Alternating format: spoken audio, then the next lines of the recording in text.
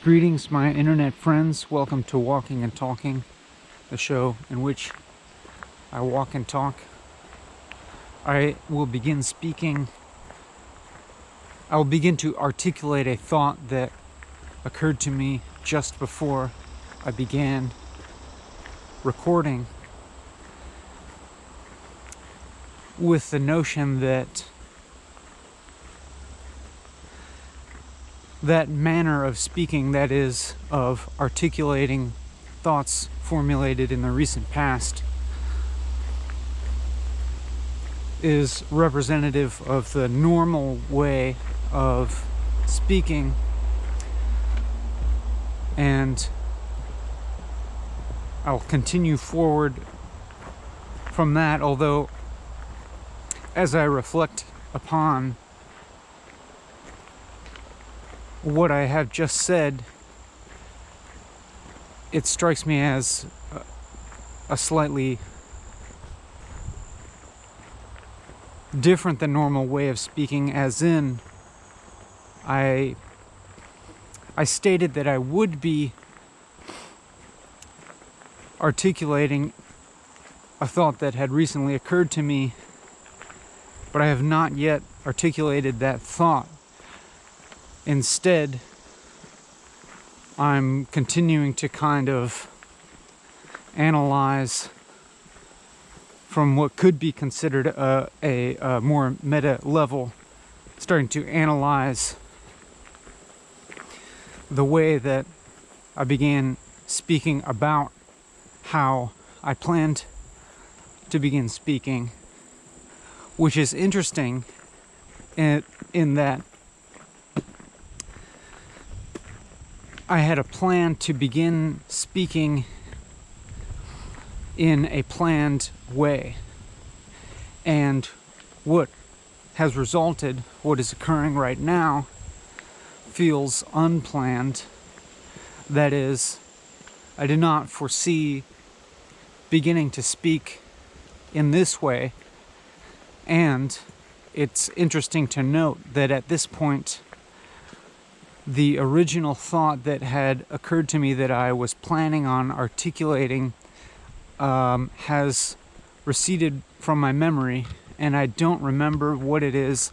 I suspect that if I expended some effort to try and retrieve it from my memory, that I would be capable of doing that, although now I'm also considering the option of just letting it go and proceeding to build on the current train of thought that is occurring.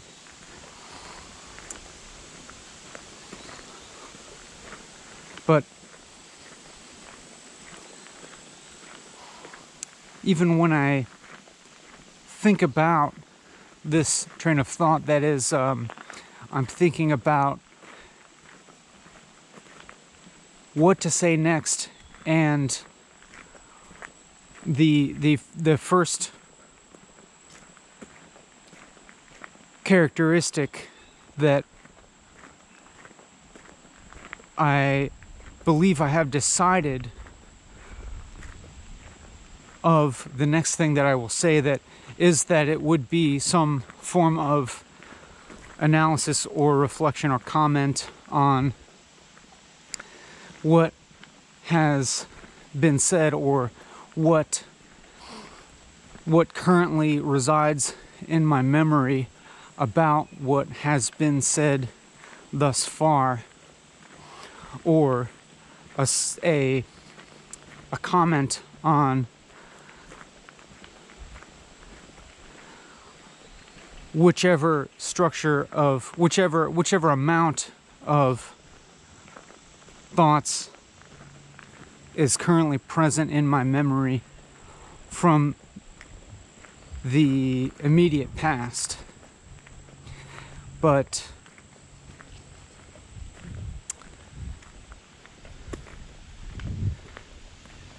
I'm becoming aware of the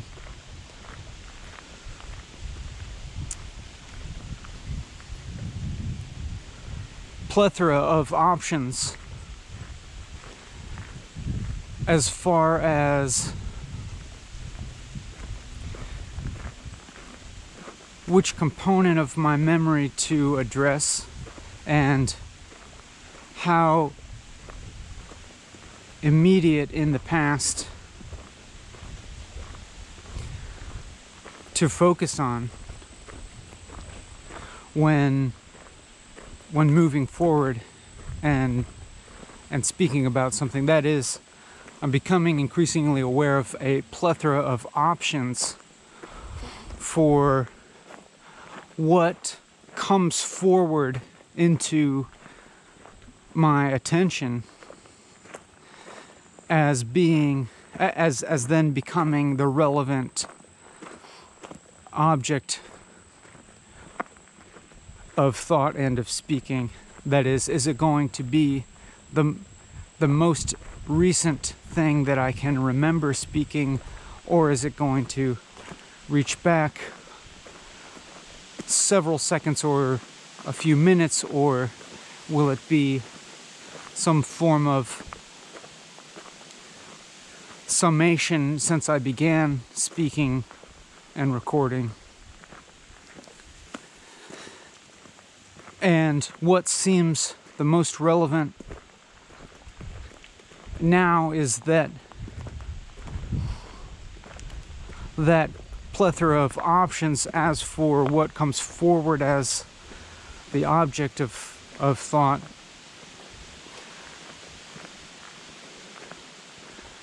seems to lend a type of that it could also be interpreted as a type of mutability of the narrative of what has been going on and is going on here. As in, there appears to be some form of mutability or optionality, even.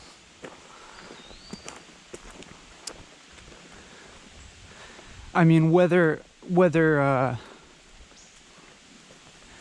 I have choice or not is another matter, which maybe I'll address shortly. But I feel aware of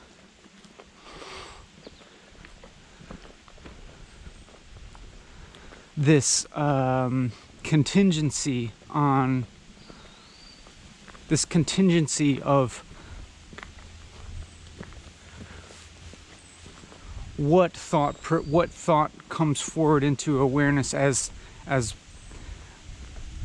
being real or not. That is, it seems like the immediate past, or even just the past, in terms of this video and this recording,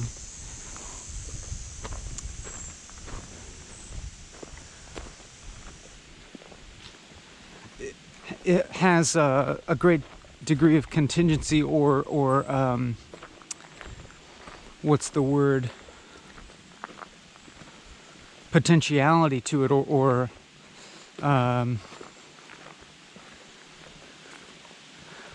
like something analogous to superposition in quantum physics of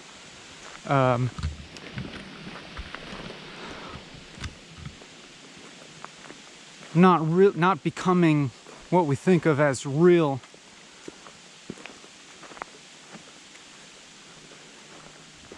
other than it's being called forth into our awareness.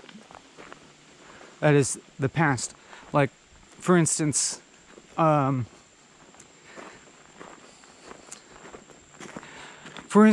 don't feel conscious already of what exactly I have said so far, although I will grant that there may be kind of a felt momentum or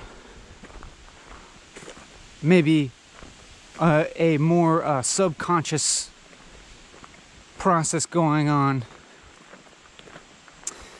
that grants some continuity in what I'm saying. For example, I do believe that there has been a form of logical continuity from the beginning of this video up through the present moment.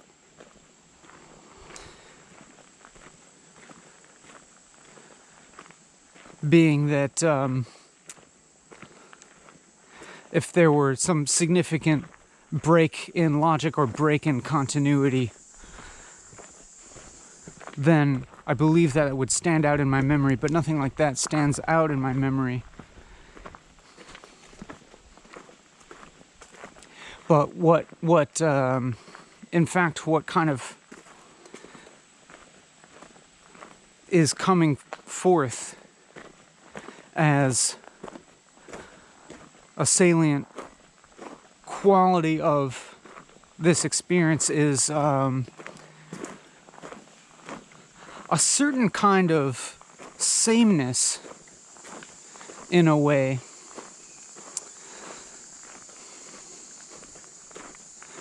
Now, I say sameness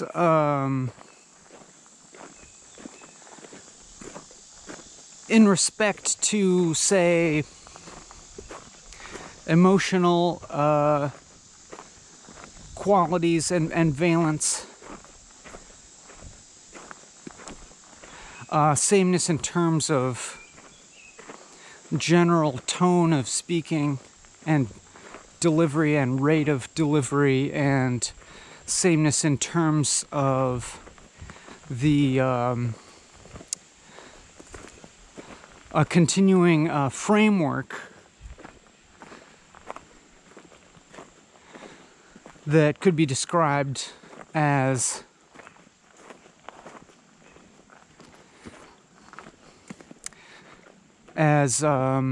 maybe adhering to something like observation or narration of experience, or something like that.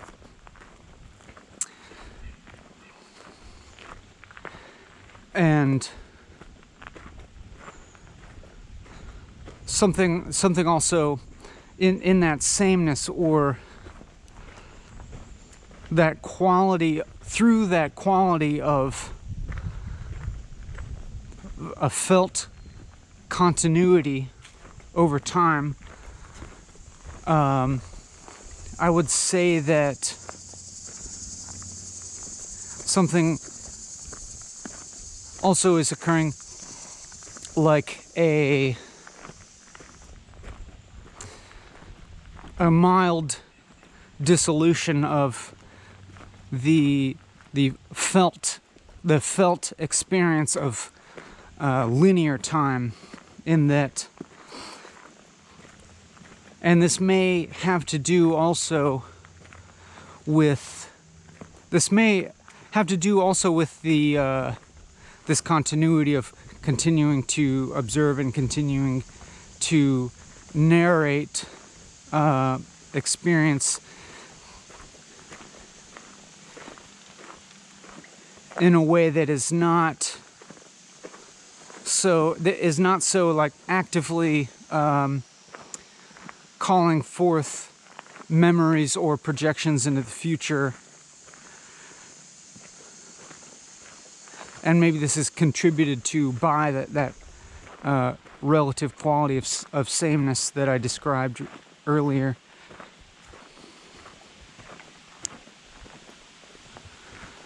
And with that dissolution of the felt linearity of time, and or maybe just kind of synonymous with that, feels like a relative dissolution of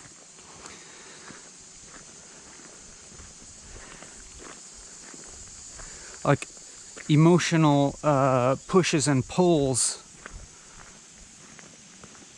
ups and downs, or really just like emotional tension.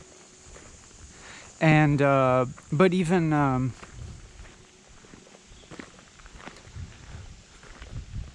not that there is like a strong memory of emotional tensions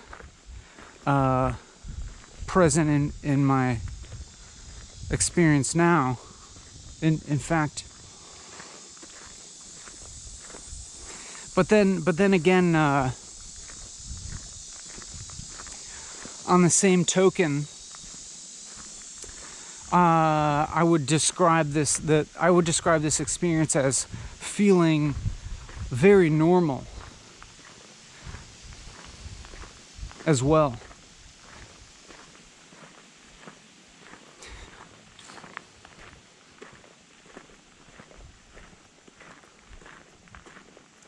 As in, I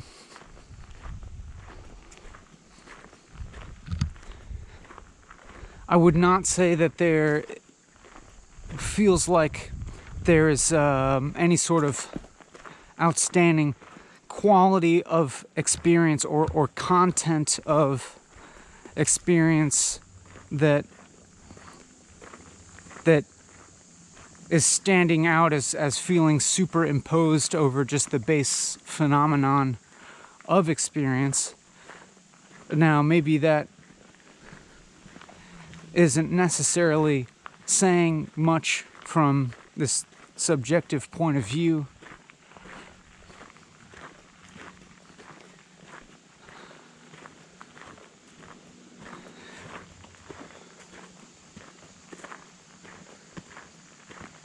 But in another way of thinking,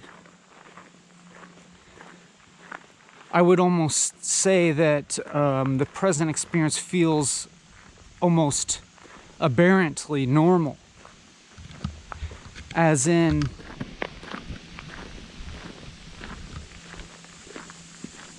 almost aberrantly absent some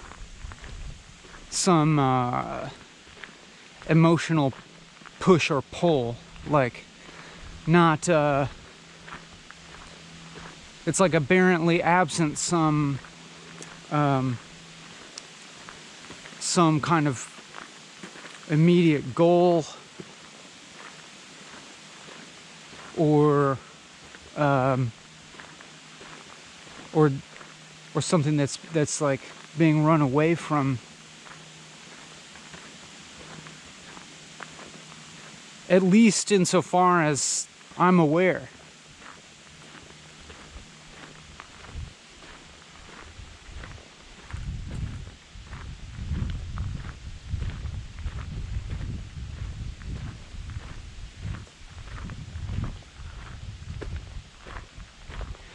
It's as if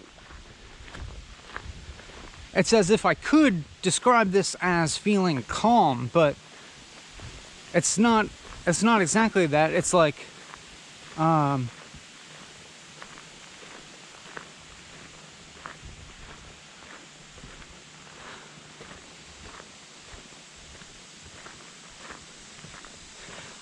the only extent to which I would describe this as calm is from some relative outside vantage point, which was drawing upon some opposite of calm in order to characterize that.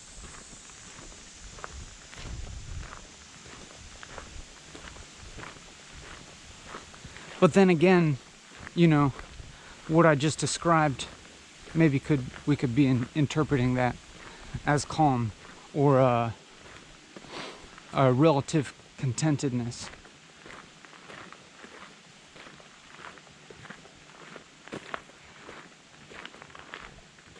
But then at the same time, I don't feel any, I actually don't feel any draw towards being calm. Like,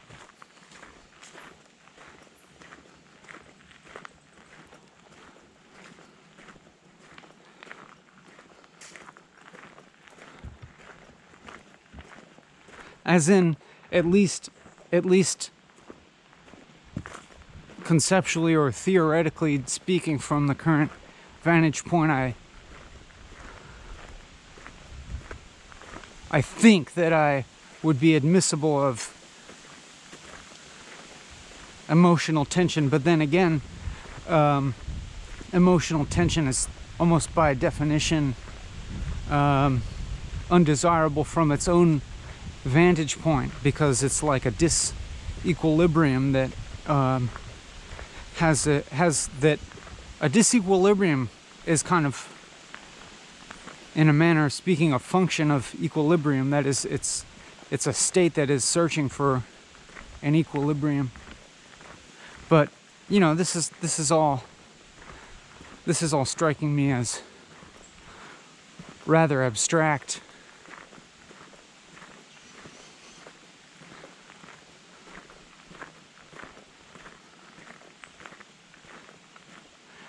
And the thought occurred to me just now that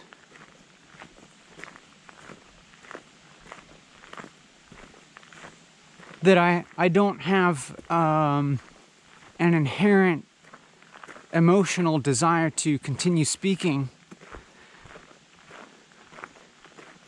That is, there's no immediate feeling that speaking will be rewarding or be moving towards any immediate goal. And so, but on the same token, not speaking doesn't present that either. So it's really just that I am continuing to abide by a conceptual framework that I am. I mean, on one hand, I could say that I have placed upon myself and am carrying out, but at the same time, it's that I'm actively maintaining that conceptual framework by continuing to talk and by continually in this present moment to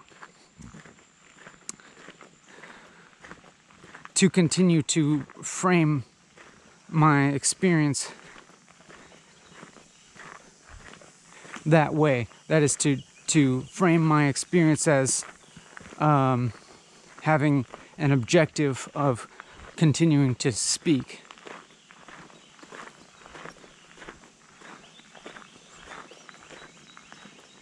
And it's interesting to me to think that in that regard, that objective is continually succeeding here and now as I carry out this action of speaking,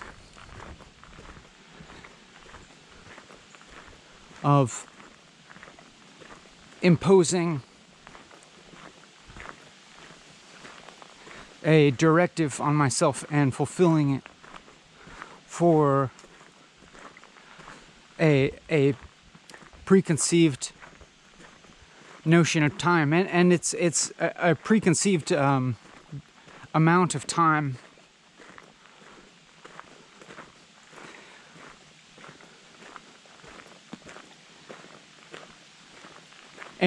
But then there seems to be something interesting, or in that there's something peculiar even of this notion of it being a preconceived framework and a preconceived duration of time.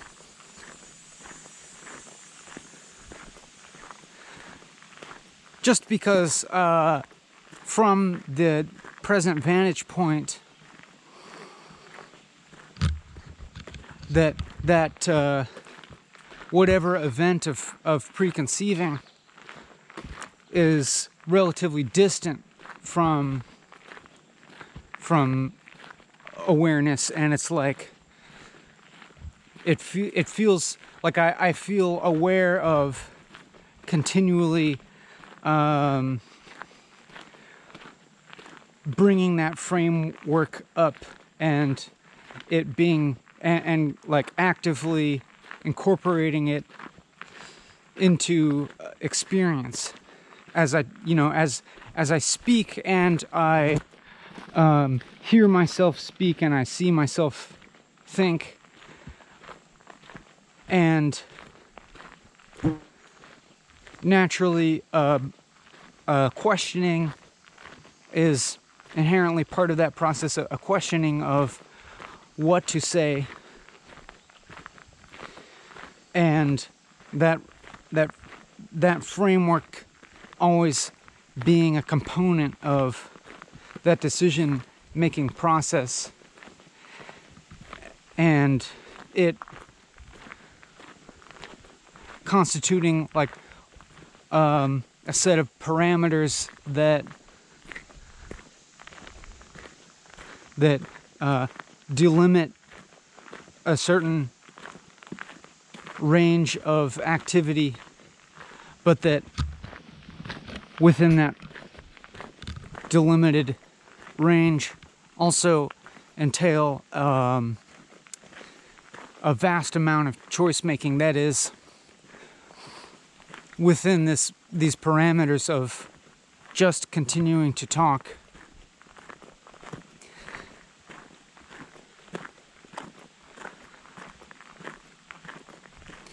The options present themselves as being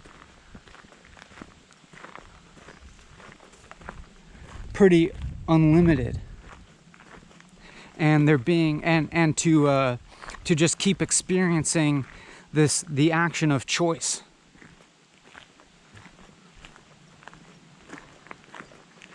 To keep experiencing, and in that sense, to continually feel this choice, which feels like some sort of nexus, that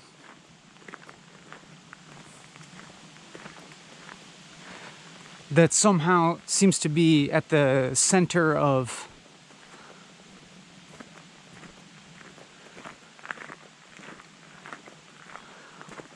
I guess I would almost say reality, because I was going to say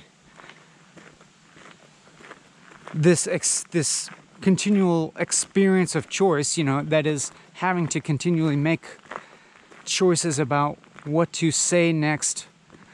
I could say feels like the center of my identity as a self. But then again, it also seems like, in a way, also at or near the center of what I conceive as reality, including the objective world, as what I conceive of as the objective world plays into all these choices. For instance,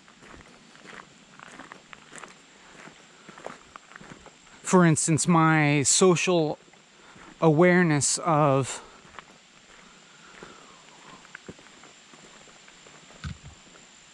what type of language might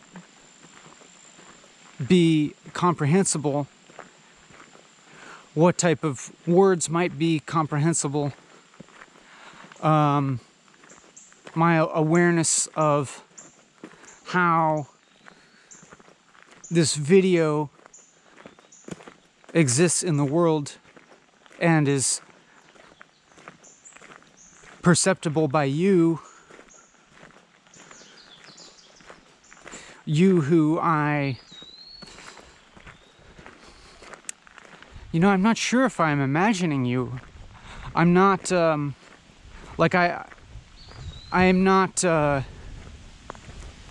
I'm not giving you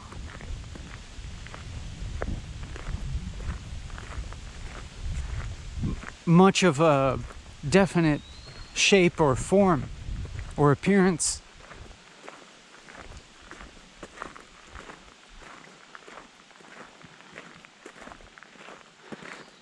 In this communication, in this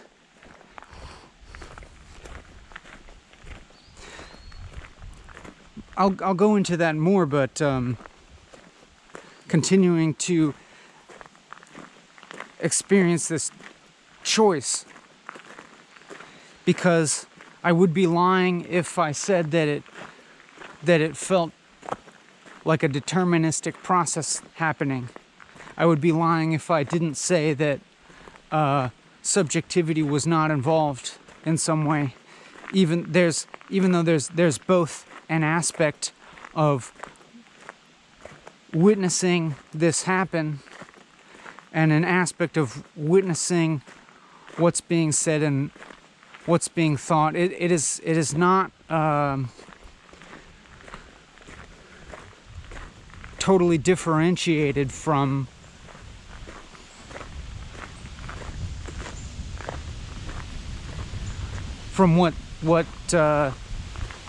from the subjectivity that it seems to be emanating from. But then again, when I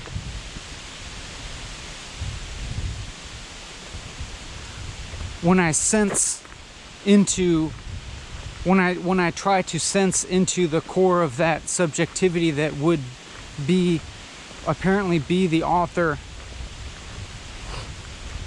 of these words, at that core, it does seem tricky to differentiate that from objectivity.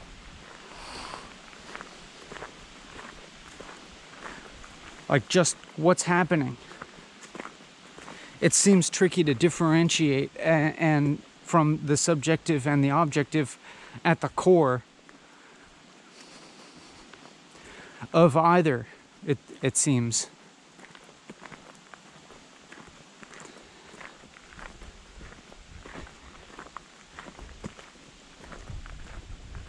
And then the choice, the element of choice,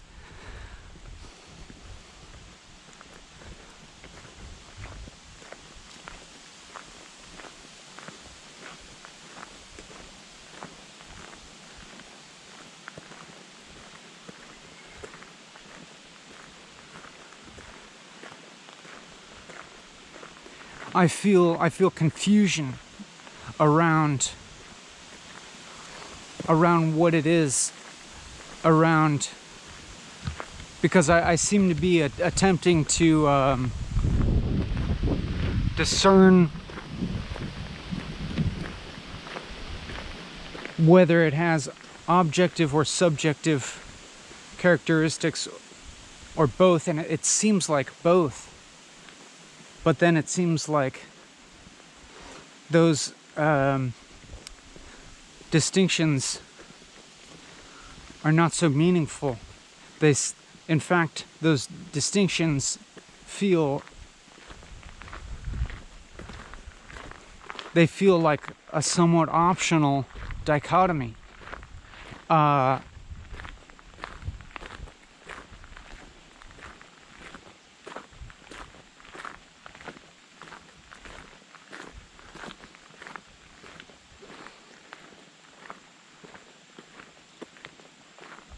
However,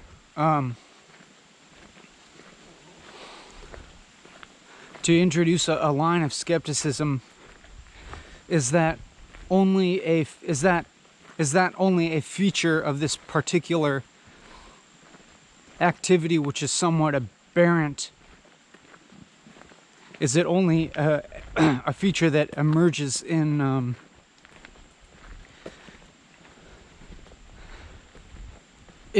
the midst of a particular set of parameters that are necessary to give rise to that sort of indistinction?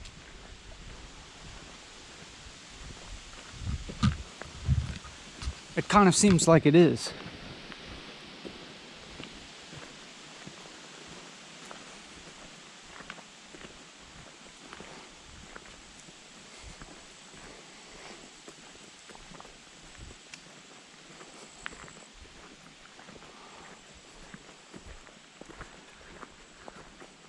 Like, there's you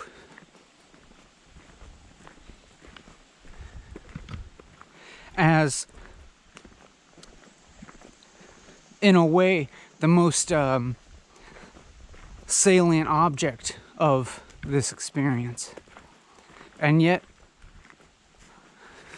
you are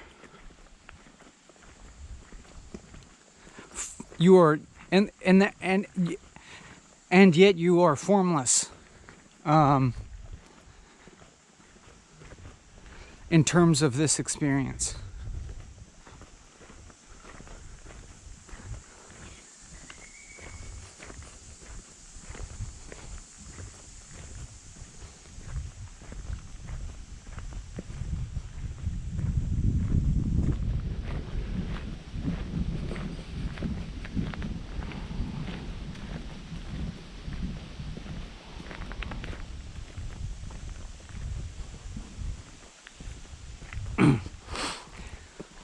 But at the same time, that formlessness would only be reached via the total specificity of how you are and how I am, and all of the specificities of this experience, yours and mine.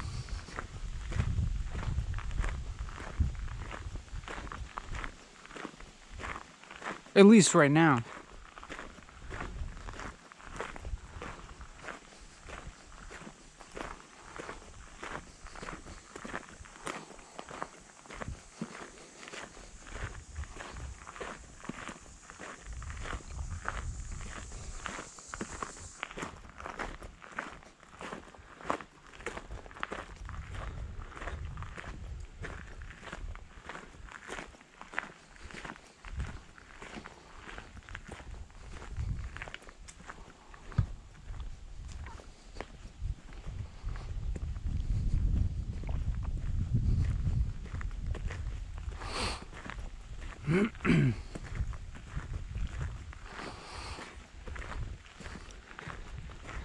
Anyhow, my judgment about what I've been saying recently is that it may be venturing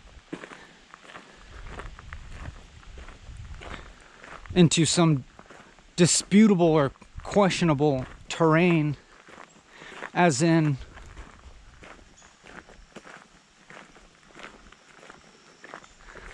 suggesting some kind of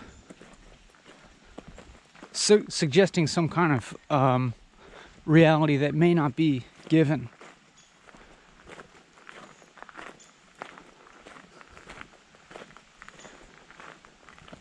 And then now I'm remembering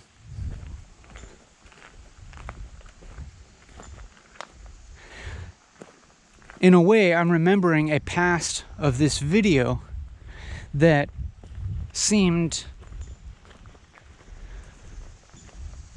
in my present assessment, on much sturdier ground in being more strictly procedural.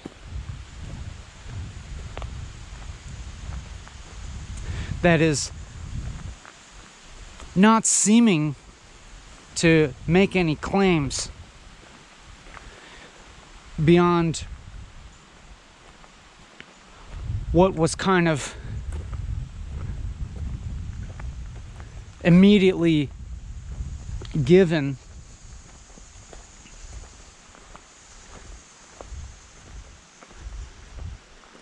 at least as far as the linguistic framing of experience was concerned.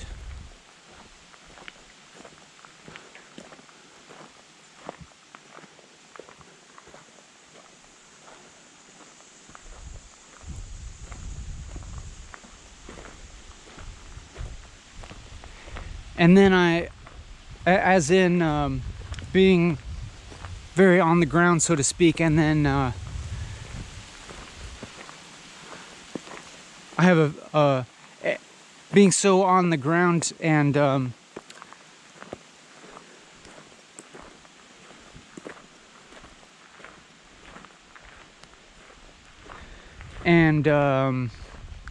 content with normal experience, and then more recently perhaps veering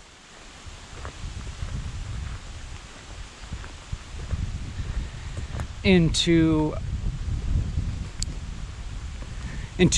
linguistically framing reality in ways that seem debatable.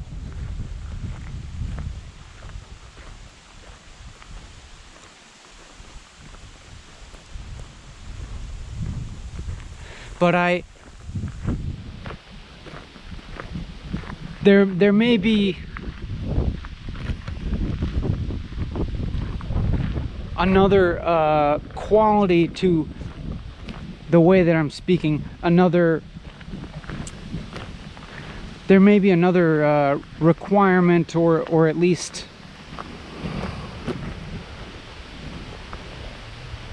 standard that is not explicit,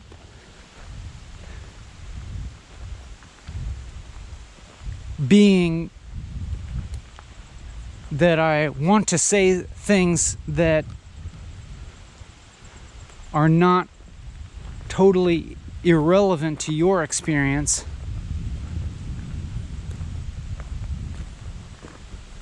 that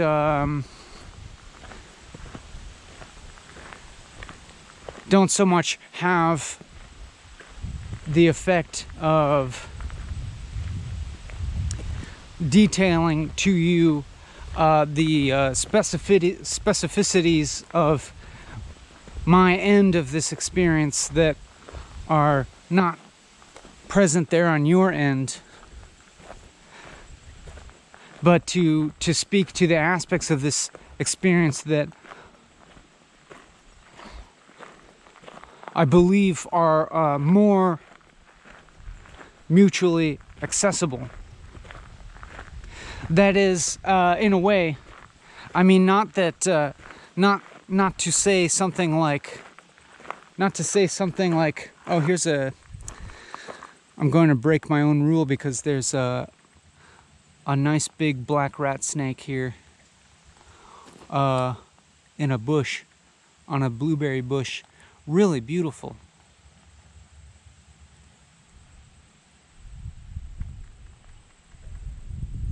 Just so striking, and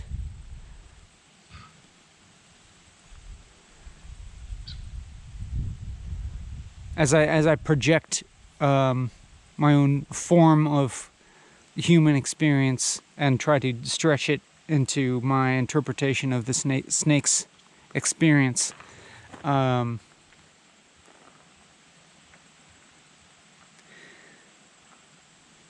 it's one that achieves a type of equilibrium, like a type of pure equilibrium in the realm of conceptual and abstract thought. Something that in some way it's almost as if I'm aspiring to, but not exactly.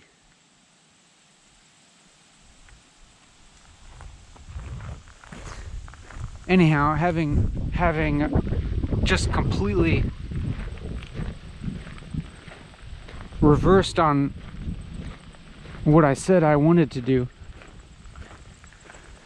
having contradicted myself by describing specificities of my experience that are not the specificities of your experience. Anyhow, this is not really to suggest that we can necessarily, that it's not to suggest that we can at all occupy each other's subjectivities. Well, I mean, it seems like, but maybe it's that I am veering towards a way of speaking that I suspect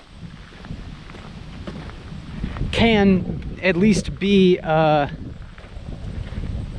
shared component of our subjectivities, which means it is in fact a relatively abstract way of speaking,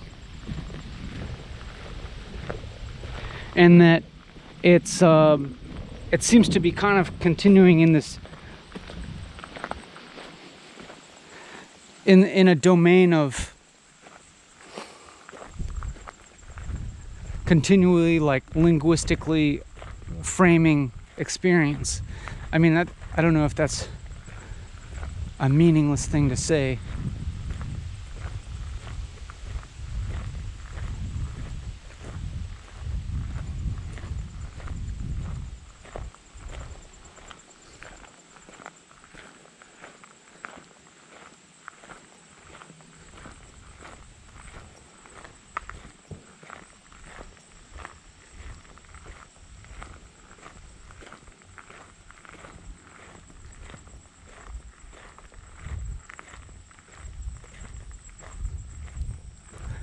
Interestingly, it is almost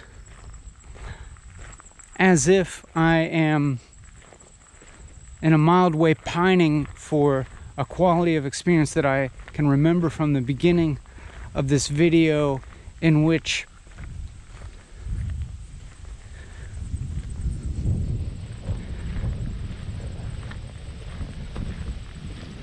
I felt in some way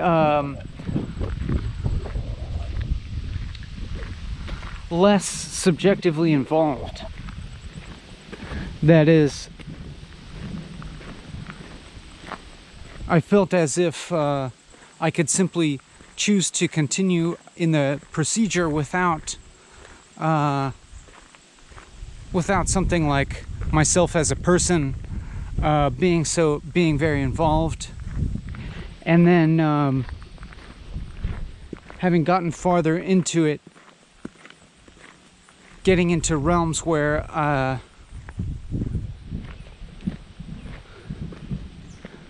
feel more exposed, in that I seem to be venturing interpretations of reality that I'm not, that I feel like I'm actively questioning as they're happening. But at the same time, it's still the same process, if I think about it that way, in that I am, in a way, continuing to just describe the kind of linguistic dimension of this experience.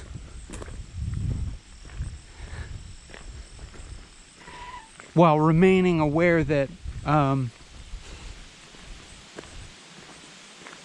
every one of those interpretations is an interpretation and is one of many possible, and so continuing to feel this continuing choice about what form reality seems to take. But it's like not a total choice, as in not feeling 100% of control of what happens. Like experiencing my personhood, my personality, as being both objectively, deterministically shaped, as well as subjectively and willfully shaped.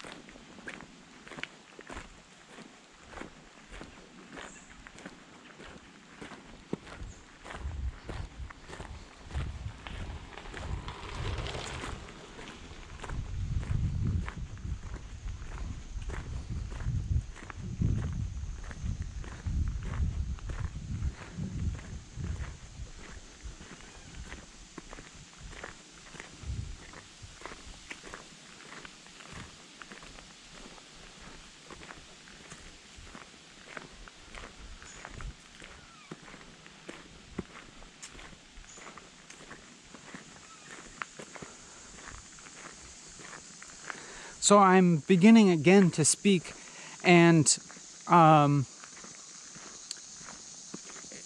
again, I'm going to try to articulate the thoughts that occurred to me immediately before beginning to speak. But as soon as I begin talking, I realized that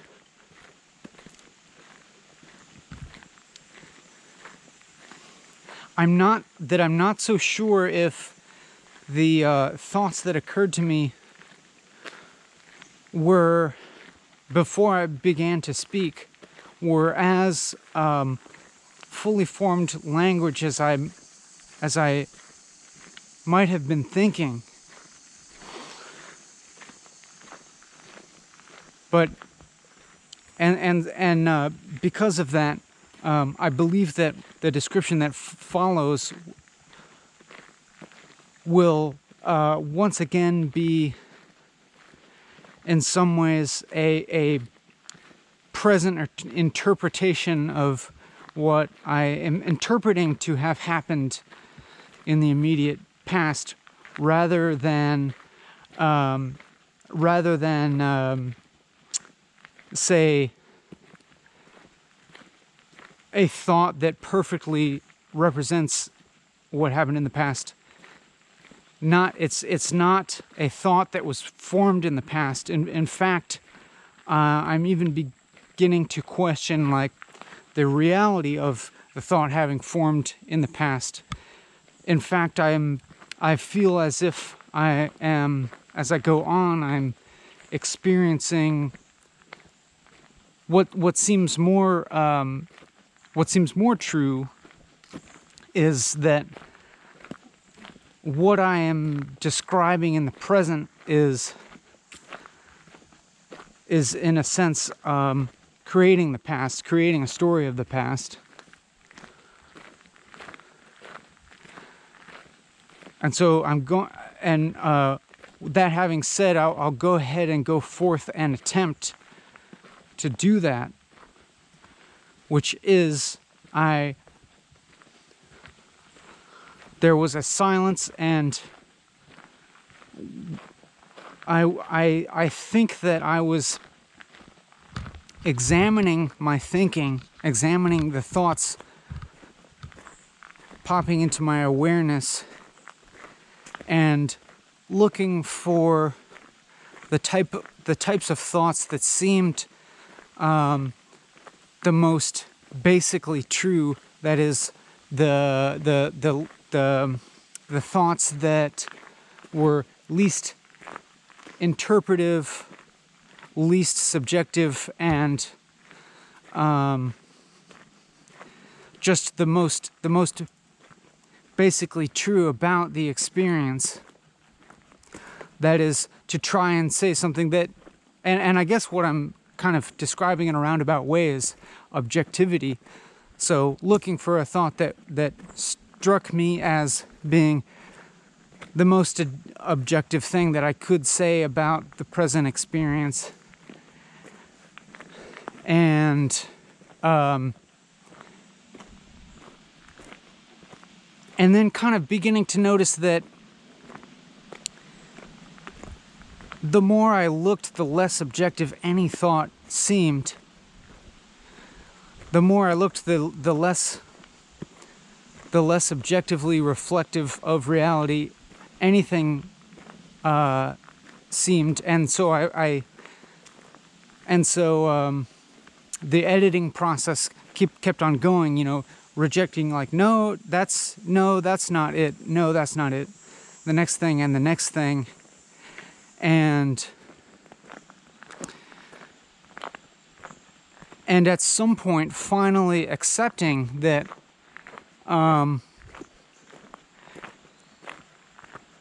that I would never really arrive at a fully formed thought before being able that I would find acceptable to say. Like, I would never arrive at the answer of the most objective thing to say, because that was a moving target, and a type of continually receding target, receding into a horizon of unknowability. And so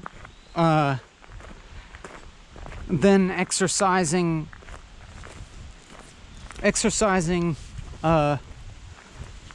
choice, exercising the choice to begin speaking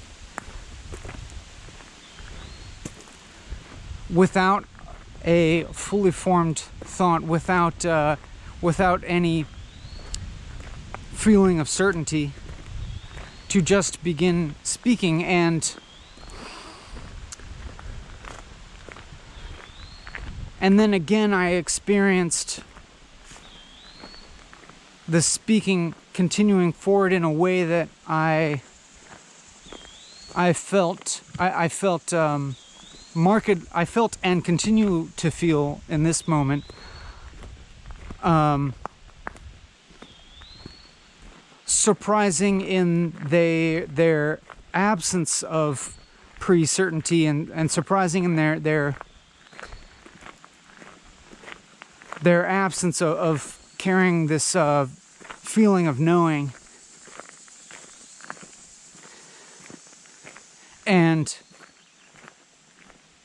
I now feel surprised at the ongoing elaboration of seemingly a very small amount of time in the past. And I feel surprised at the potentiality of any segment of these thoughts, any subset of these thoughts to be elaborated on ad infinitum. That is, any fragment of what I am saying seems to present itself, if examined more closely,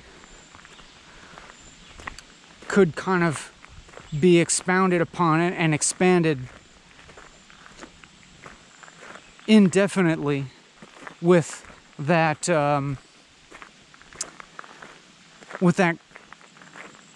unknowability and unknown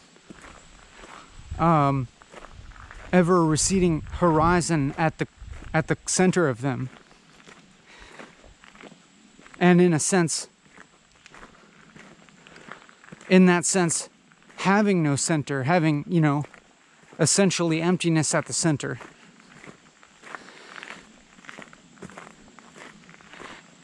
Having emptiness as an infinite generator of what seems in passing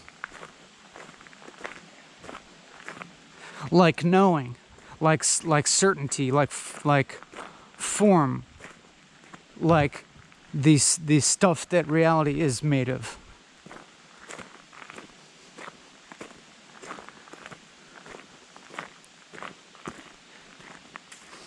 And I feel also surprised that I feel surprised at what I'm saying now, having come from an attempt to speak in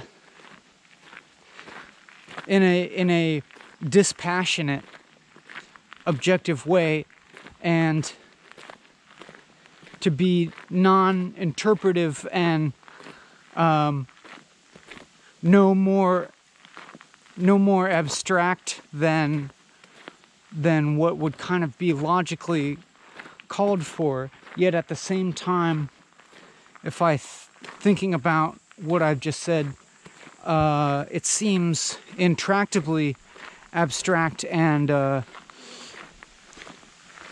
intractably tied up with uncertainty and unknowing, without having really intended to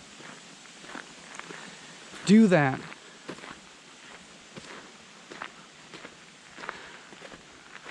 In fact, I would say, if I can describe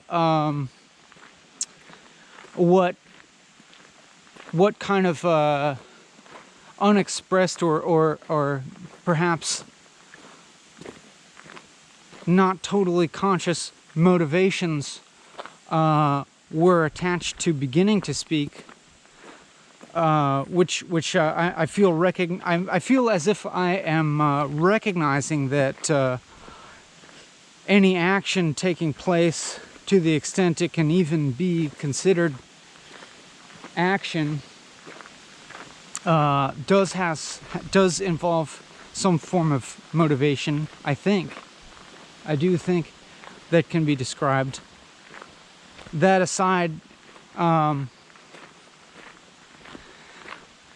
can perceive or perhaps interpret a motivation around beginning to speak after a silence as a desire to have the experience of being on the ground, just kind of like experientially, or being on the ground, metaphysically speaking, as in speaking from a place of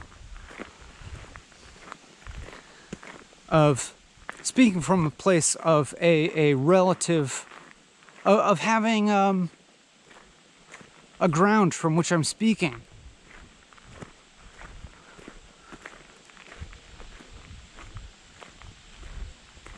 And then the result being quite the opposite of looking for the ground and trying to settle on it, trying to settle onto the ground of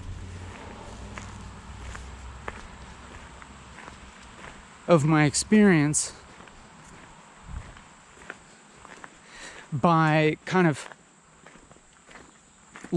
attempting to let go of what would seem like additional or optional intellectual or emotional, maybe baggage, but not necessarily baggage, like to discard any additional intellectual or emotional elaboration or conjecture from the experience, and then as if to approach the ground, and then, just sinking through the ground in a way, finding no ground at all.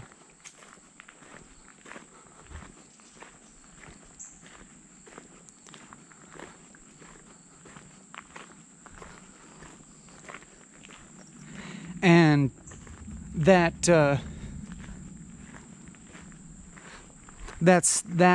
quality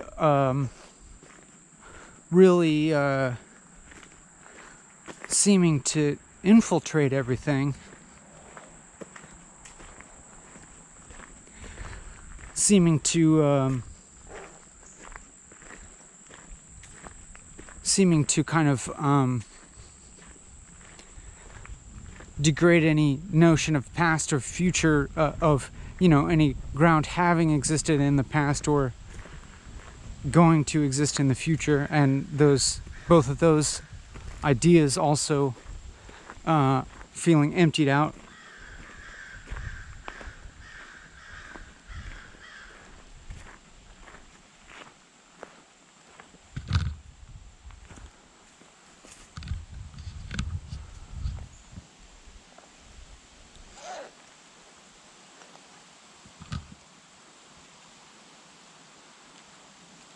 and then that experience being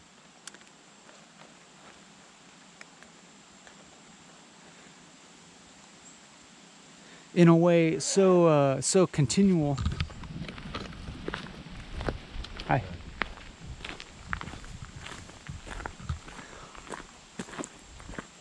Or let's put it this way, that experience being so totalizing, if you will, that it even vitiates its own reality. It's so totalizing that it negates its own possibility of being total, as in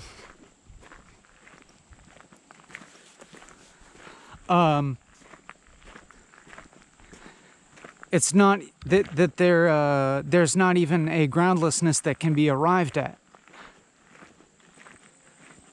and like to the extent that one would seem to recognize a state of groundlessness, there would be creeping into that reality a ground just to negate, and then just to disprove this groundlessness, and in a way continue it. That is,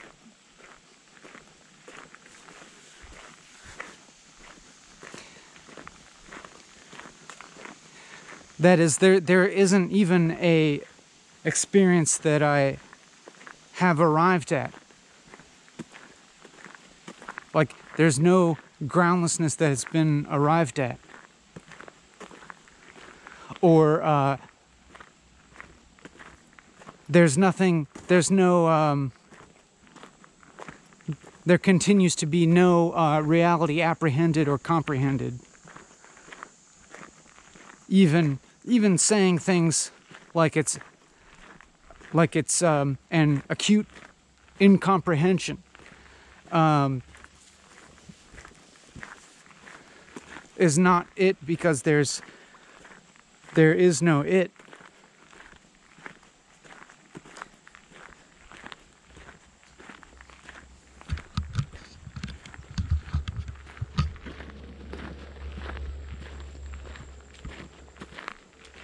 And yeah, there's just like any kind of, like, pretty much everything that I could even possibly say, even if I am on some level ostensibly attempting to narrate experience or describe reality insofar as it's being experienced.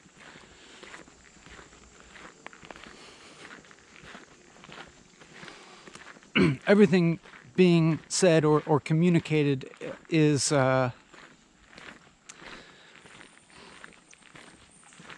form of error or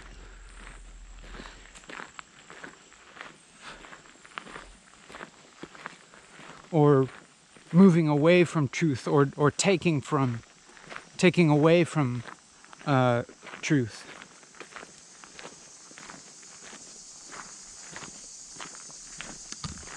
Which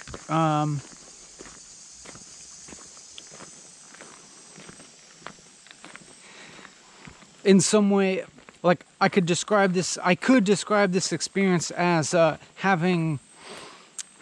feeling like it has less and less direction because of that. Less and less directionality, less and less of a parameter of way, or less and less of a way of speaking that feels appropriate at all. That is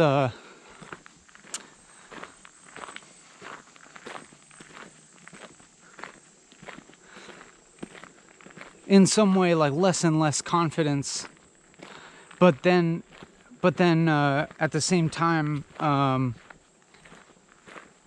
it's like neither the opposite of.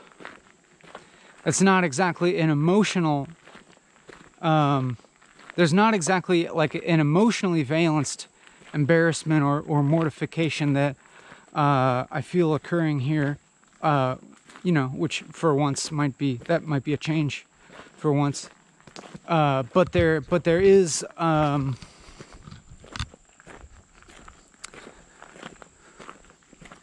Because, and I think that's because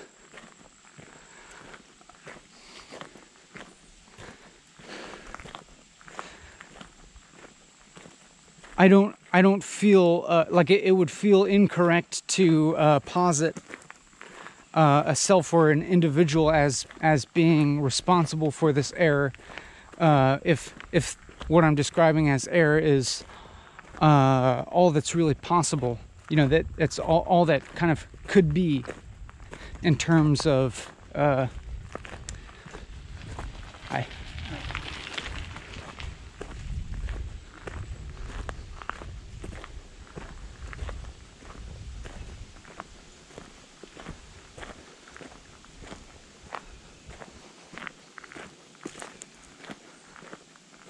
I mean, in some way, it's like,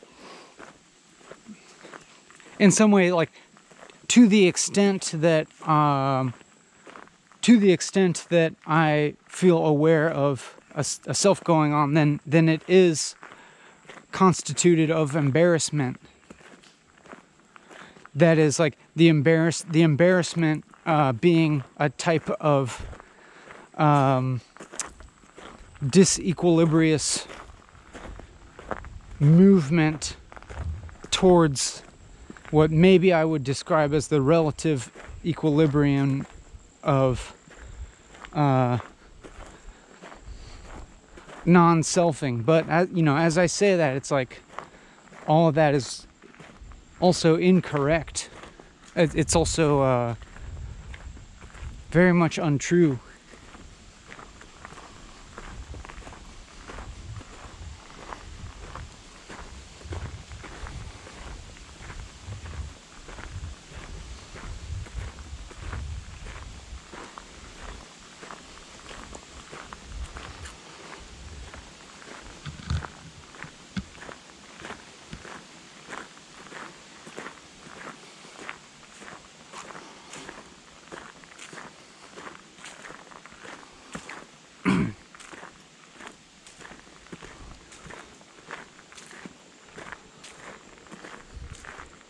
But maybe like there is embarrassment to the extent that there's any, there's embarrassment to the extent that there's any responsible agent for this experience. And maybe that, that strikes me as a somewhat hubristic or naive denial of responsibility for this experience. But you're not forced to listen.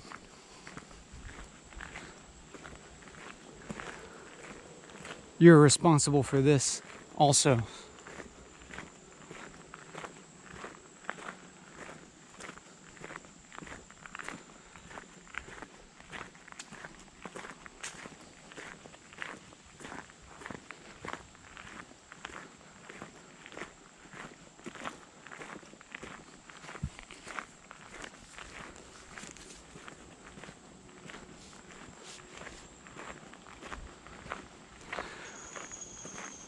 And I'm thinking to myself, what is there a turning away from this? Is there a turning away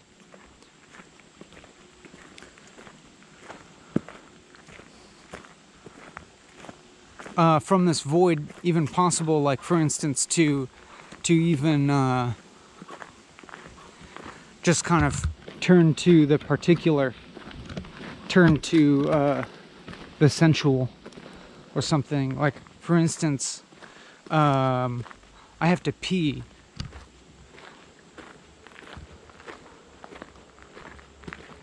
Like, isn't that a reality? But then, you know, it's like, I guess, is there a way that we can just kind of dismiss all of this and feel once again solid? If indeed we ever did feel like we were on solid ground, and I tend to think that we didn't, or that there's only just different textures of something like this. There's only just different textures of emptiness, or whatever language we're gonna say. There's only different textures of incompleteness, and so like me saying something like I have to pee seems like a solid reality, right? Like I can't. It's not possible for me to completely ignore that for very long without it impinging upon experience as necessarily material.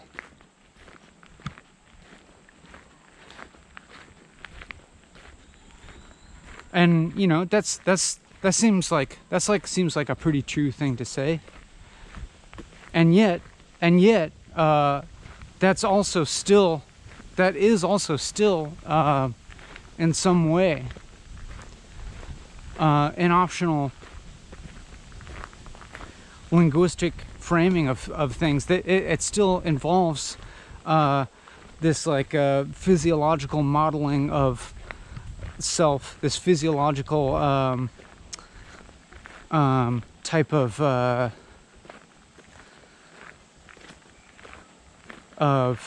modeling of self and vis-a-vis and in opposition to that, the world, you know,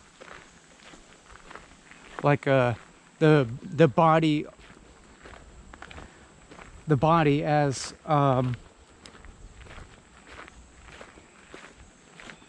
also constituted of the matter of the world, and having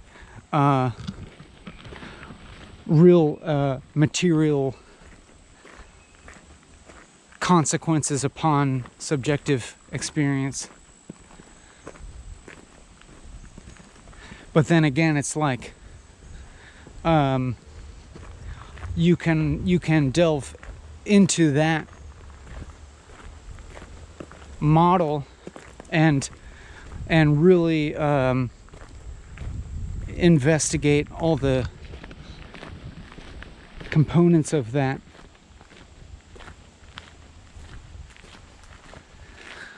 Down to the smallest microscopic level, and at that point you still don't really come up with anything. But again, you know, I'm very much aware that I'm conjecturing up interpretations that are in fact debatable, that have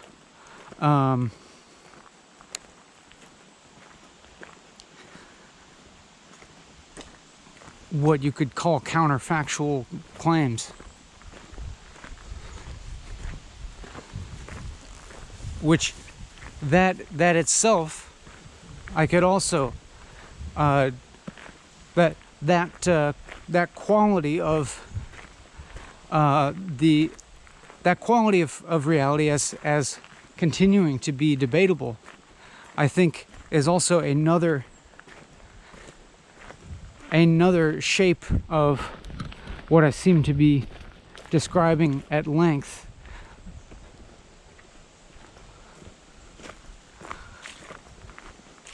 The kind of like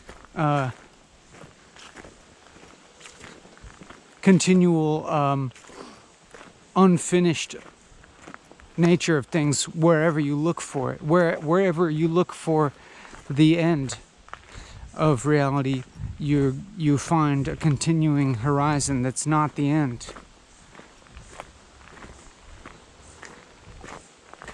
Speaking of which, I'm gonna take a whiz now.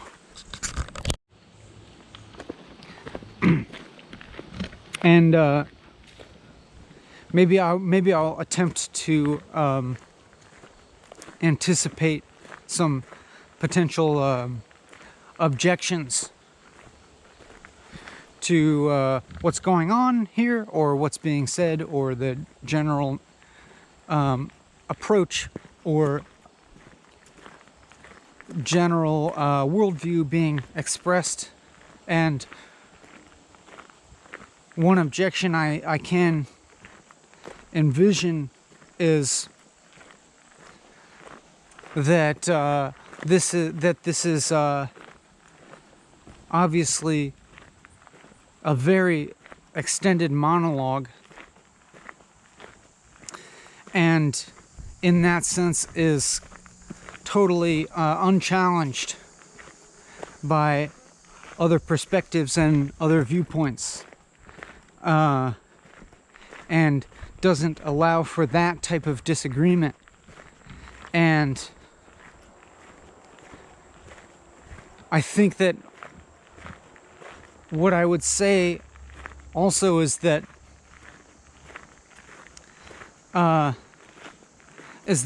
that's okay, because I don't think that ultimately there's any truth claim being made here. That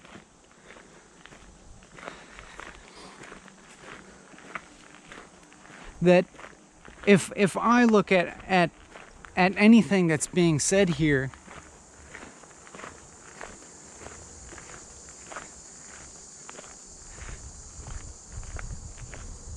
and keep considering it, it strikes me as at least 50% wrong, but kind of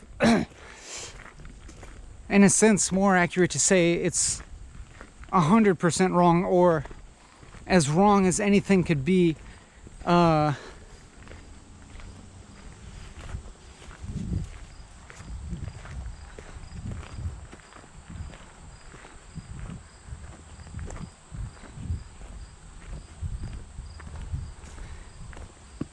And that what's being said here does not form anything like a coherent worldview. And could not even, but even that's not right. That's not even like, I don't think that's even like a accurate summation of what is going on here. Like, it couldn't even. I don't even think that we could confidently arrive at some kind of summation of this as by saying that it is about decoherence or incomprehension or bewilderment or unknowing. Maybe I don't know. Maybe what I'm saying right now strikes me as also incorrect. That maybe it would be fine to characterize the type of thought being presented here, or characterize the texture of experience being presented here as being characterized by decoherence, bewilderment, unknowing.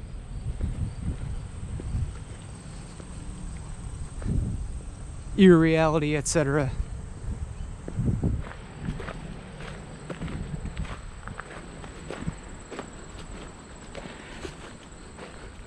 Like the so just to say that like the contradiction within, I think continues, and at the same time even that's contradicted by the univocal nature of this. the unilateralness of this. Even that's, like, is there a particular reason that that's adhered to? The fact that it's just me speaking for so long. Is there a reason for that? Not a good one. There, it's arbitrary. Like, it's arbitrary. This could also be a dialogue between the same two people or different people, and I think it would be a different shape of decoherence.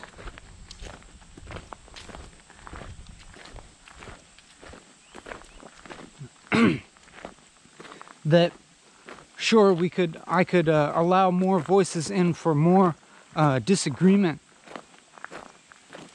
and more contradiction and debate, but then maybe it just seems true to me that all that contradiction is all still present here. And then also there's like the relationship between me and you, just because this does have that at least on the surface has that unilateral quality that I'm the one doing the speaking and I cannot hear you, at least in real time that I'm recording this video. It doesn't mean that you are not actively involved mentally in questioning or disagreeing with what's said. It's not like I'm just saying things that are always agreeable. It's like it doesn't make fucking sense when you get down to it.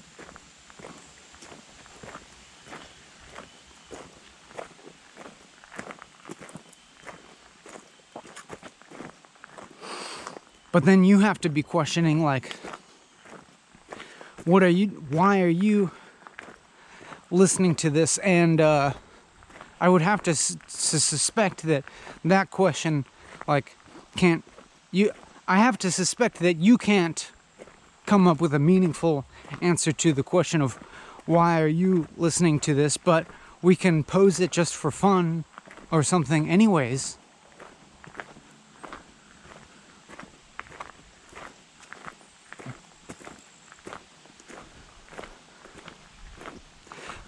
Because, for me, there's both this feeling of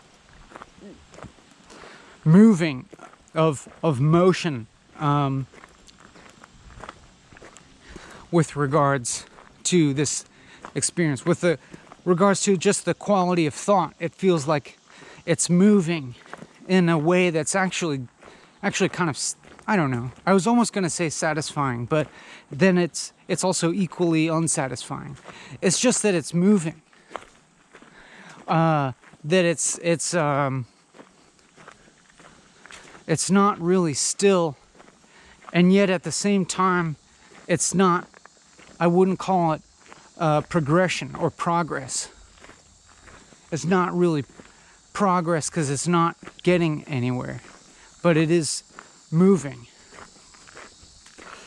And it's like moving without some external static reference point. Then if you want to use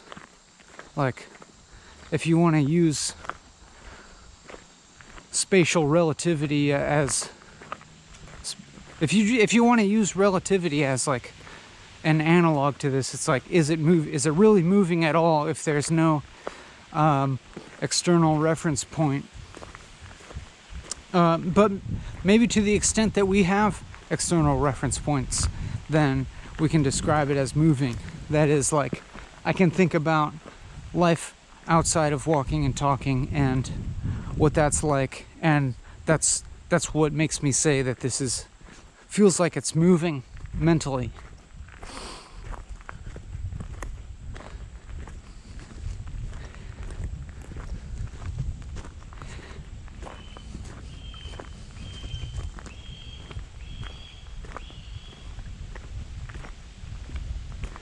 And, you know, I'm tempted to say that there's something that feels deeply satisfying about this.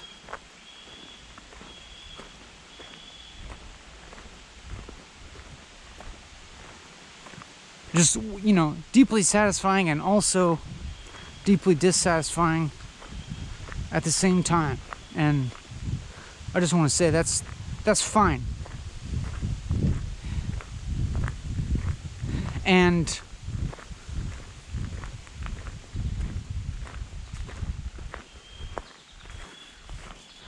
I mean, you could call this like a feeling of increasing freedom, if you will, if it's just like there's a feeling of vast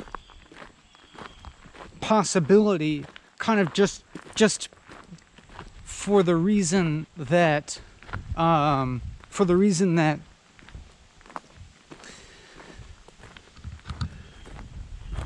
hello.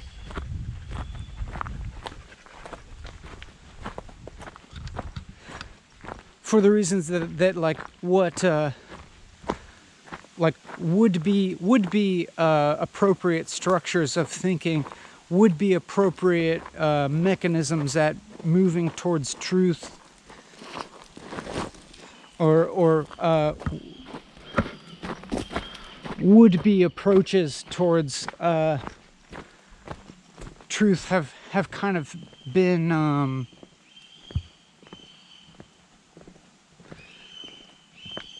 shown as have kind of like lost their meaning, and then it opens up really like any direction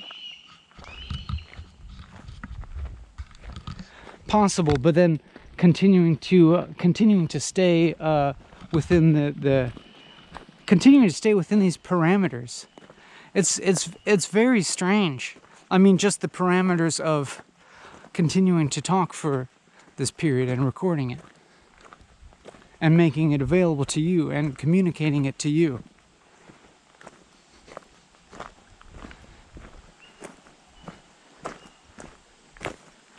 Like holding that as a constant, and within that constant feeling all these degrees of freedom, but then freedom is a little bit too flowery of a word for it, because it's not as if that freedom itself is necessarily like positively valenced against some other negative, because it's more like you know, like whatever it is that it's contrasted against, maybe be that like tighter structures of thinking that are more dichotomous, or dualistic or something.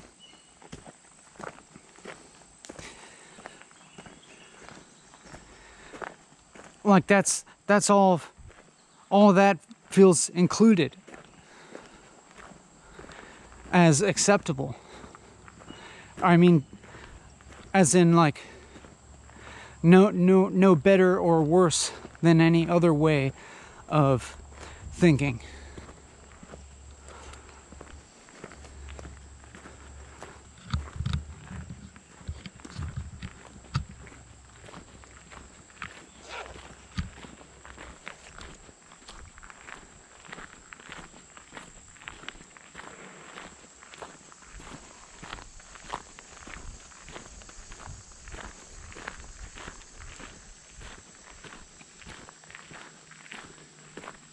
But then, I don't know, I suppose that might imply a certain hierarchy of, that this entails a mode that's more expansive. But it's really, there really isn't that, in that examining the present experience and all its qualities and all its apparent structure reveals it to be also as infinitely far from any poles as anything else, any poles like truth, beauty, or goodness. Also being infinitely far away, and in that sense, nothing is closer or farther away than to infinity, you know?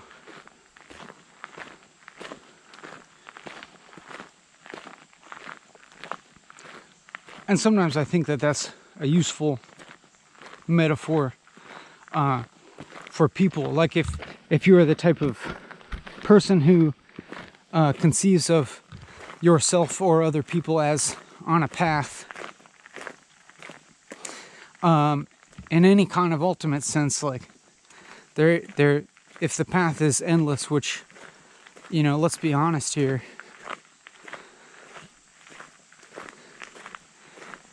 like how can anybody be closer to the end of an endless path than anyone else?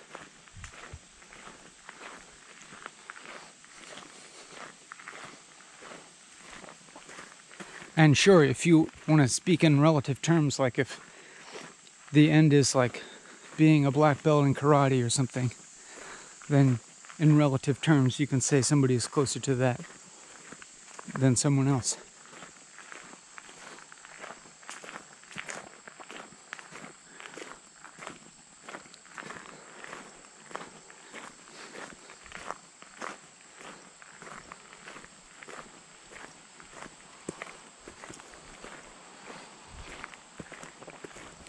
Now when I begin speaking, you could say that my previous experiences of beginning speaking have in some way been integrated, in that there was no,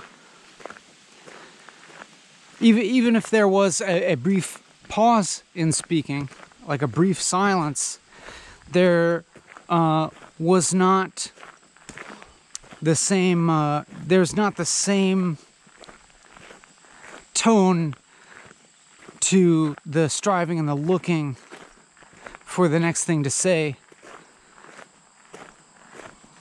as in the past moments that I'm now kind of recognizing, which, you know, it's not that there was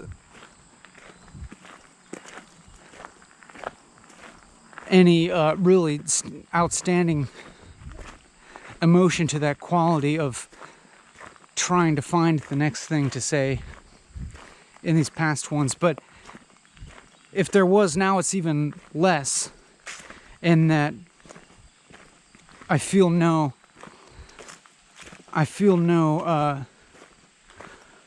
moral discernment between the silence and what I might say. That is, I feel no, or better yet, more accurately to say that I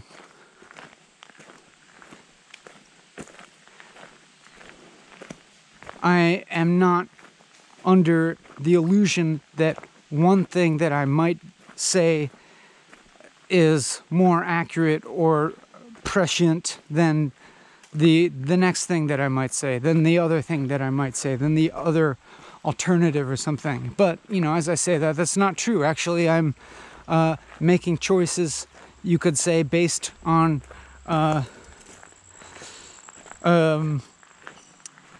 somewhat describable conceptual regime.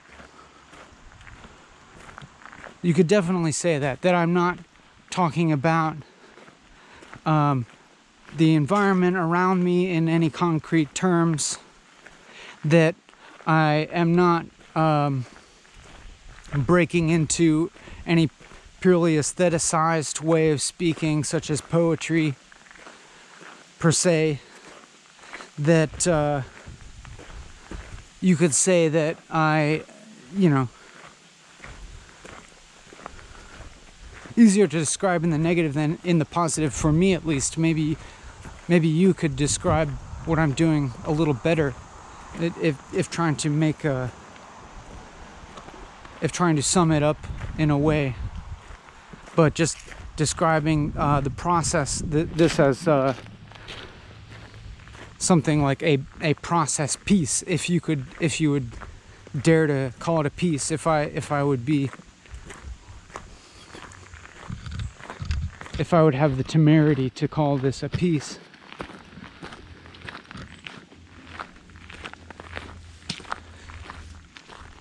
Which, sure, why not,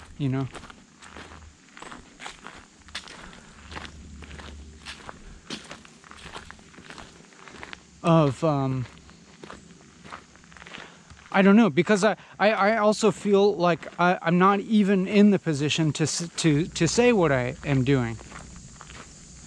Like, that anything I would say about what I'm doing is necessarily biased and is going to be lacking a certain viewpoint. That I'm going to always be lacking your viewpoint on what I'm doing and how I'm doing it. I'm always going to be missing it. And I think that that's even, in one sense, you could call that my ignorance, my naivety, my obstinance.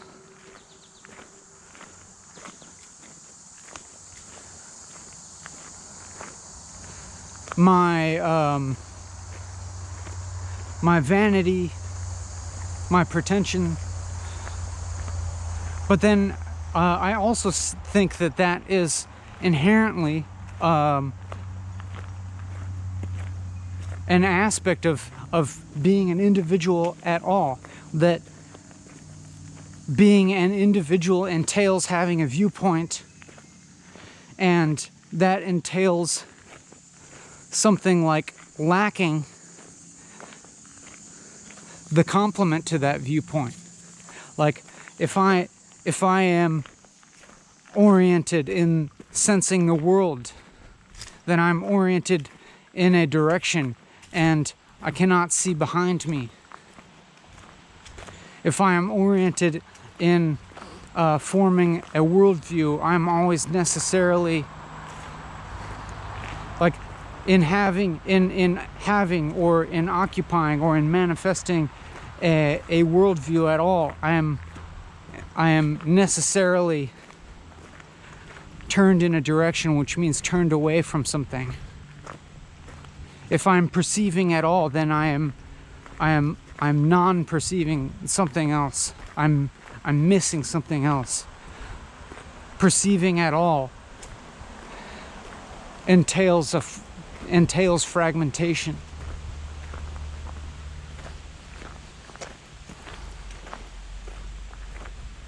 I am missing your subjectivity, but fortunately, there it is. Here it is. Here it is. Actually, in another sense, I'm not missing your subjectivity. I'm right here inside of it. It's all around me. In fact, in a manner of speaking, your subjectivity is all there is right now. Would you disagree? Would you disagree that your experience is all that exists, that could be said to exist right now? Is there anything else that constitutes reality?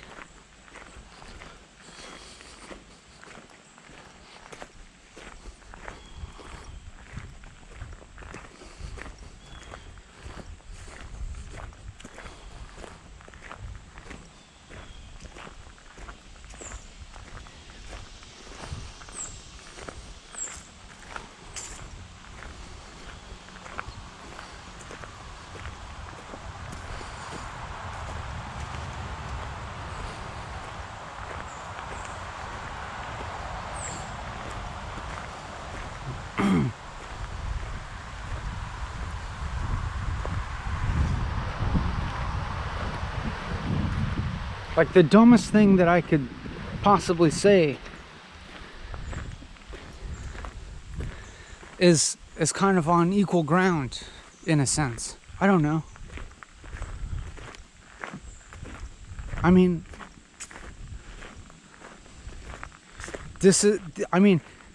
no matter how dumb or intelligent I sound, this is all equally dumb.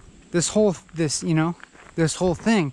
And I mean, maybe that is in some ways just a more like blunt way of talking about what the aspect that this is inherently missing or lacking in its monologue nature, in its unilateral nature.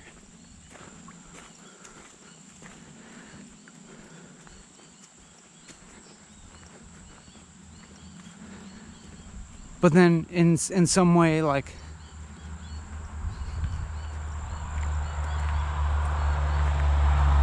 it would, I don't know, in some way I suspect it would be equally dumb even with, in that sense, even if it were a dialogue or a conversation involving more voices.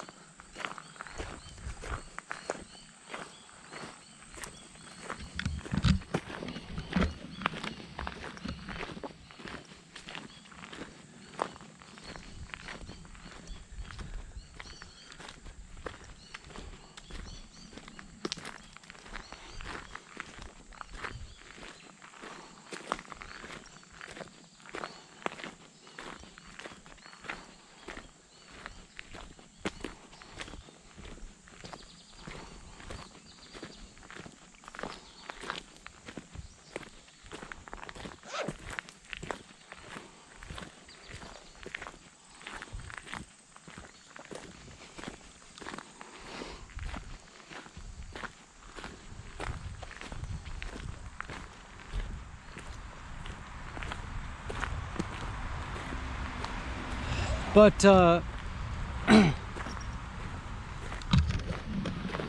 also, I think some of the dumbness of this might also be, could also manifest as a feature of it.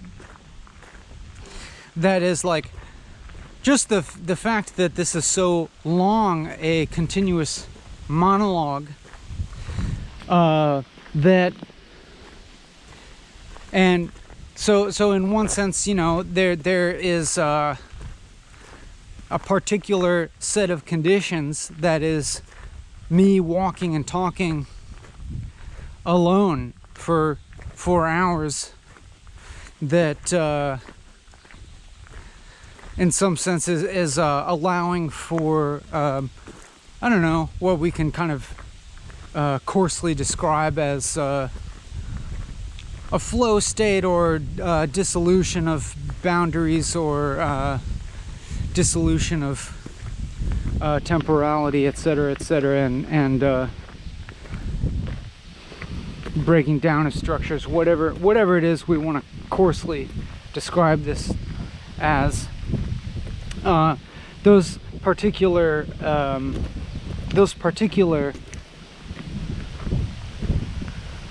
circumstances also, in a sense, degrade the voice. They wear down this voice, in that over time the what I was describing before as like the material conditions will increasingly impinge upon this experience. And maybe in some way they challenge it, or maybe in some way they start to debase it. I mean, I'm not totally sure. Or does that all become incorporated? I mean, just to speak in concrete terms, like it's like getting hotter out. I'm starting to notice my body more, in that it like just beginning to make its presence a little more known by sending, signals of maybe it's of tiredness, or like various forms of physical disequilibrium, like desire to rest or something. And it's just very minor. But I expect that, we're not quite halfway through, and so I expect that those sorts of factors will be increasingly a part of what's going on. And then, it's like the tiredness of the solitary voice. It like having already kind of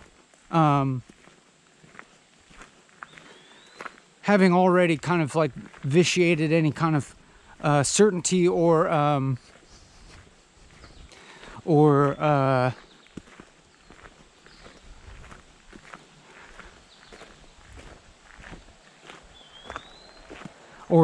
solid position to this voice.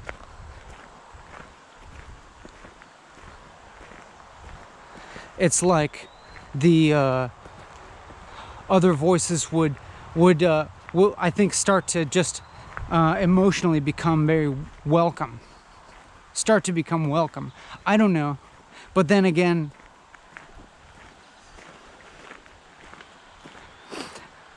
yeah, I mean, yeah, I would say that to hear the other voices becomes welcome and invited, but at this point not necessarily like strongly desired. Just that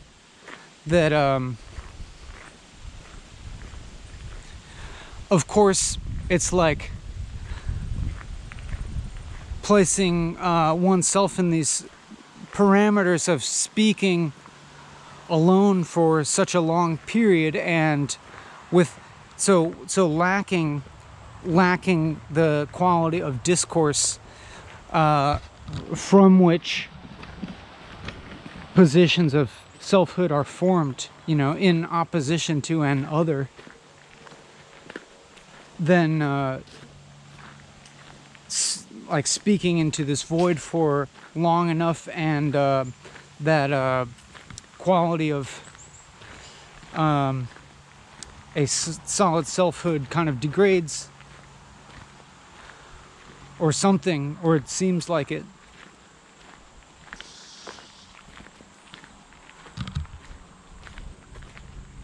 But in a fully acceptable way. And in one sense, I mean, maybe I would consider it a very controlled way. Because at the same time, in material terms, I still know that all I would have to do is begin to talk to another person, and what then happens? I don't know. Maybe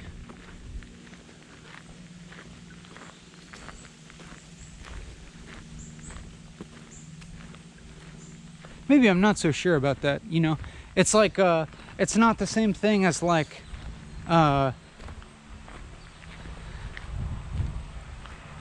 it's not like I'm on psychedelic drugs or something and have some kind of fear that I'll never be able to come back to the ground, so to speak. But it's like having it's like feeling on the ground and very much not all at once.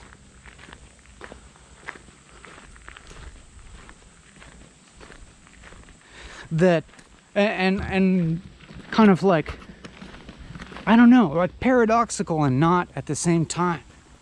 You might sense that the things that I'm saying might be sound increasingly bewildered and less complexly articulated or something like that, and possibly a little bit more disjointed, but at the same time still continuous with the stream of thought that has been occurring throughout this video. So it kind of feels to me as if there's simultaneously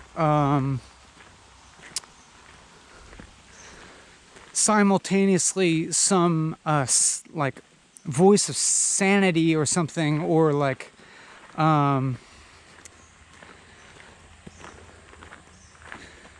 controlled aspect,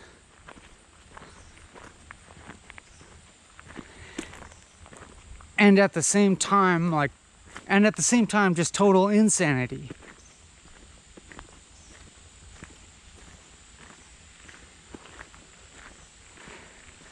I don't know, like,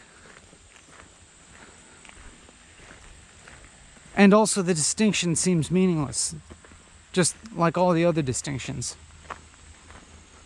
But it feels just like an okay option to throw it out there.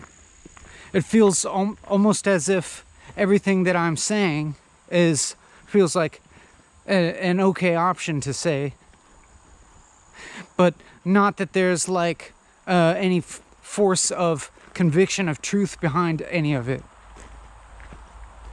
But then like, you know, I'm saying that, and then you apply that to itself, and at the same time, on the same token, compared to that, it's like this whole process maybe has some force of conviction behind it. You know, to be able to have the motivation to talk like this for 4 hours repeatedly.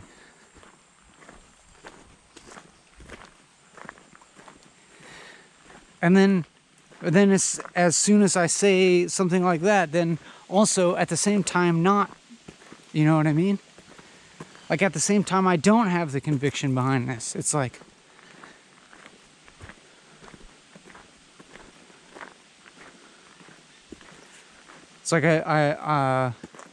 I'm just doing it, but at the same time not.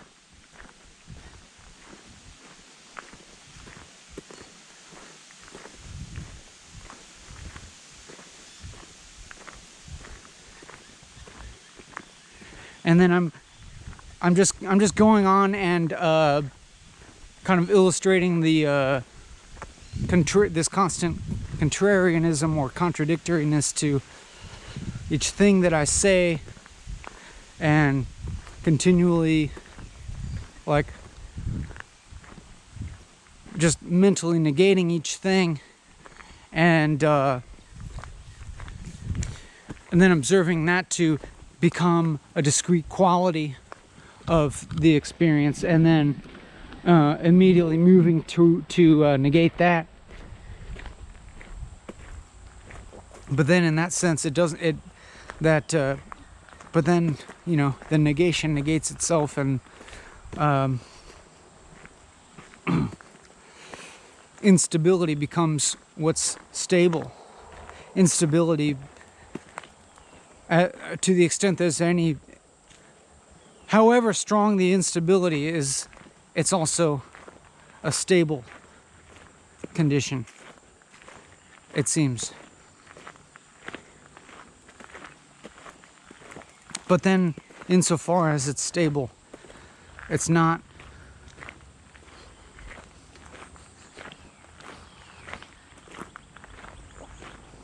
it's funny, it's like I can observe in myself this possibility of resorting to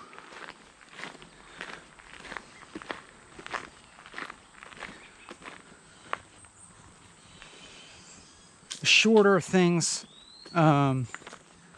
less complex statements,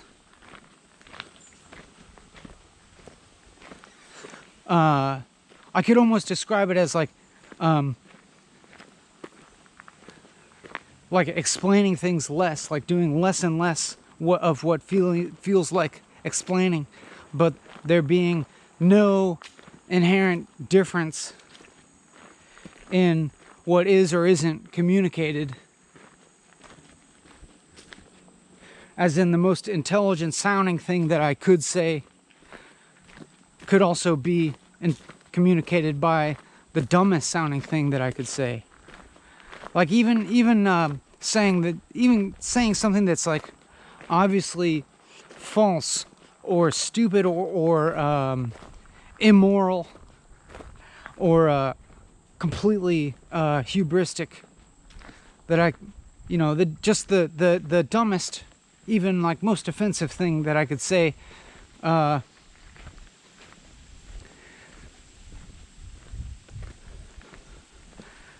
it, in a sense, it wouldn't exactly matter, because it's like, it's not even important that I negate it myself, because you would negate it, like you would come up with objection to it.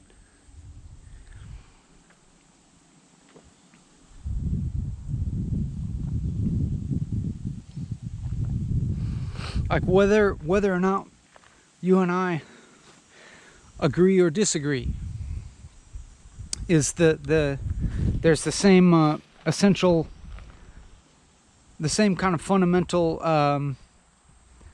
processual emptiness happening.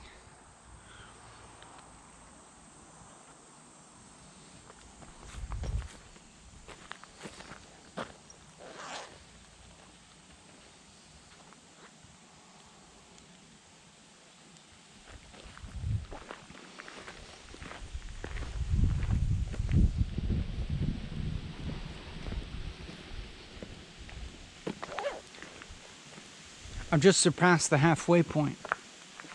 So now I turn back and walk towards my originating point.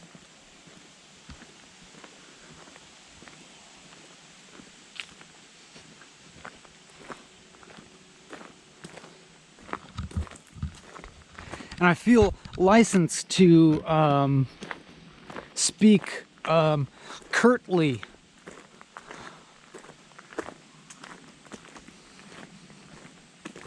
And with irrational amounts of emotion.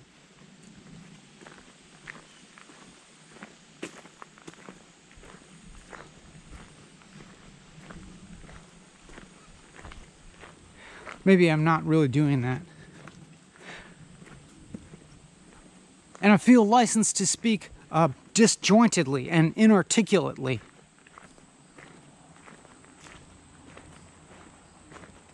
Maybe I'm not really doing that either. I don't know. It's like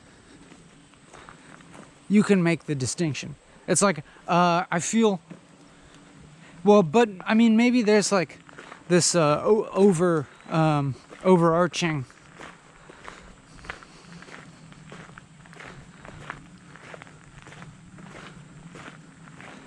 awareness that feels like everything's allowed at this point. And like even if there's a mild attitude of irreverence,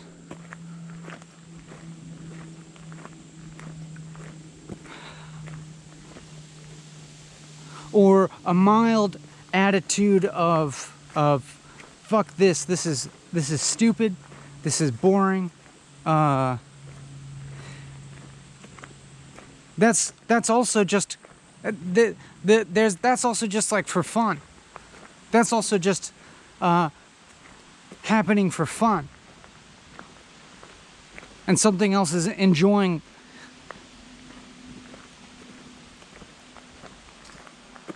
being annoyed, and in that sense, the annoyance and just like mildly confrontational tone of voice is performative, is just a performance. And that's fine. That's plenty allowed.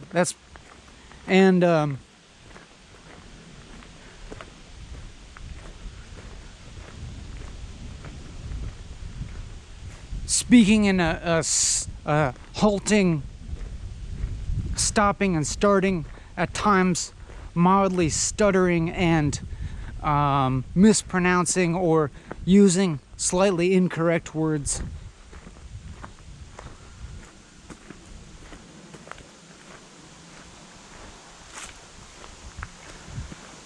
That's fine. And then like it's as if you can sense conceptually an approach of acceptance happening, accepting everything, and an emotional valence, however performative or not, of annoyance with everything.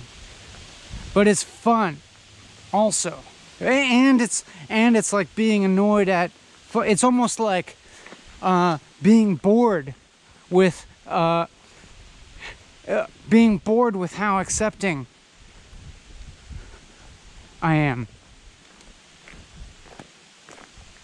Being bored with how accepting I am, and then in some subtle way, like taking on a countenance of rejecting experience.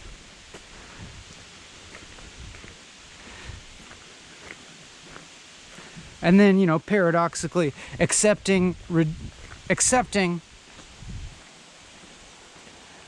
this approach of rejecting experience.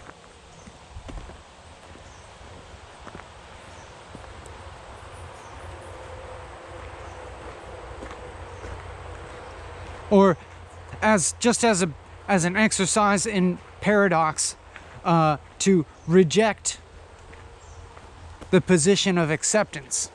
Maybe that's not paradoxical, but maybe accepting the position of rejection is paradoxical.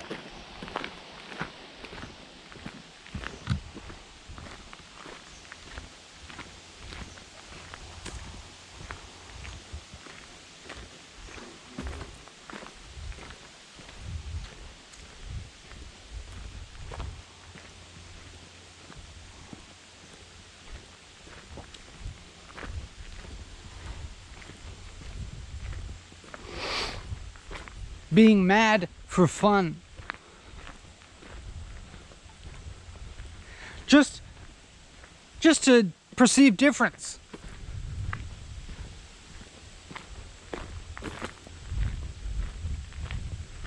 Ooh, I'm mad. Ooh, I'm mad. See, this feels qualitatively different than something that came before, and yet it's still perfectly contiguous with what came before. You know, logical progression.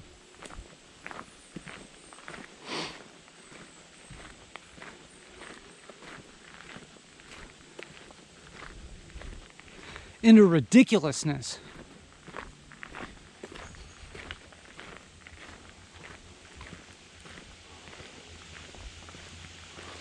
But then, you know, to the extent that we're like, perceive this as a thing, this illogic or ridiculousness or playfulness, then how about just for fun or whatever, or for the opposite of fun? Let's see if we can go back. Can we go back?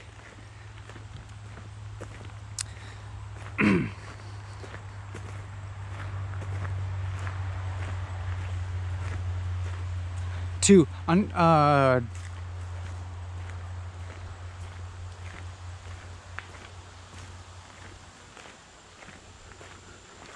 position of formality, of formally progressing through the formal process of the parameters of this peace, if you will.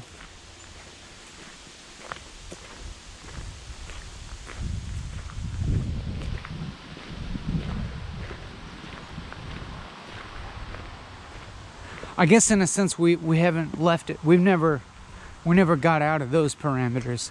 We never left a certain parameter of continuing to walk and talk. And your parameter of continuing to understand, to hear and understand, or not understand.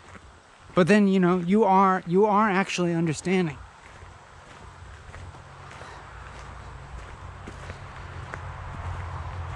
You understand this sentence.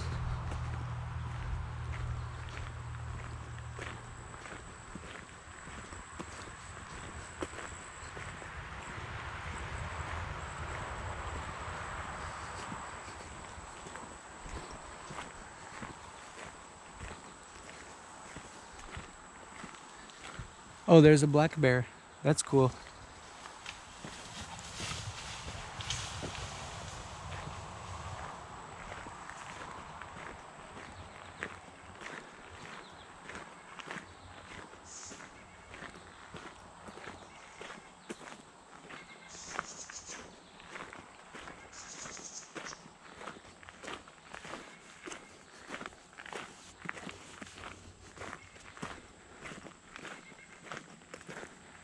I think that's the closest I've ever been to a bear in the wild.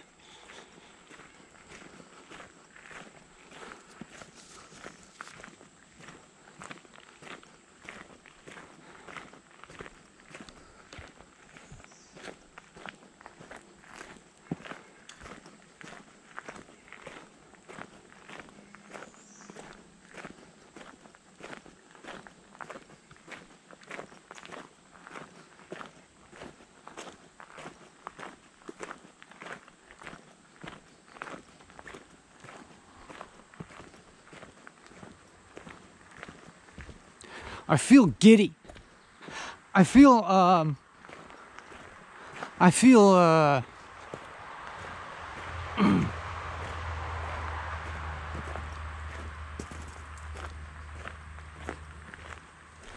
almost irresponsible.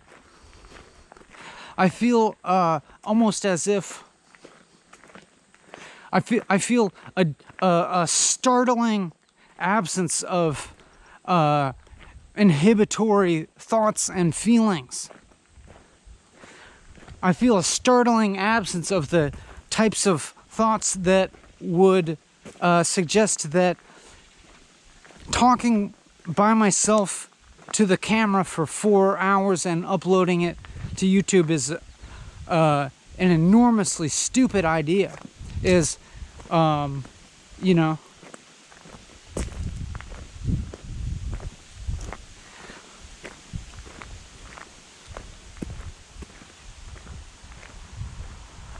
I feel a disturbing absence of the judgment of this being totally insane to do, to keep talking to you like this.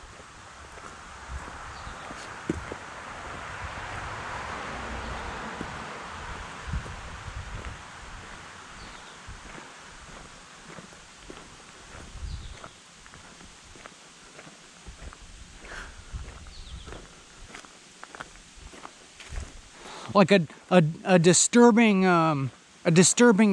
acceptance of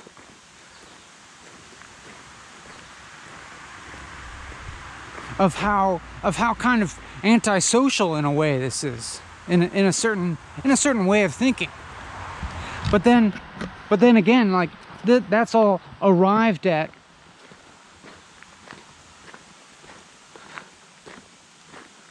via a certain like logical framework. And in fact, we could even fill out the broad logical framework or historical, theoretical context for this type of action. And we can do it in a variety of ways. And maybe I just won't even,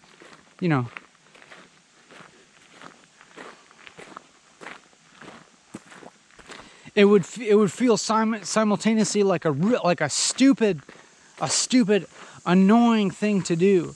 But then at the same time, like, that's fine to do just the stupidest thing on here. Like, doing the stupidest thing of the most annoying thing that I can think of, which is like to kind of validate my selfhood and my position and my action in using a story, using a historical story, and associating myself with those who history has validated.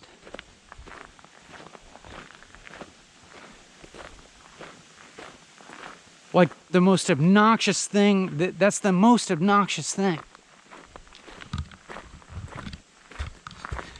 And yet, in some ways, I feel like the most obnoxious thing is no worse than the like general obnoxiousness of anything that could happen in here. You know, the already inherent obnoxiousness of this.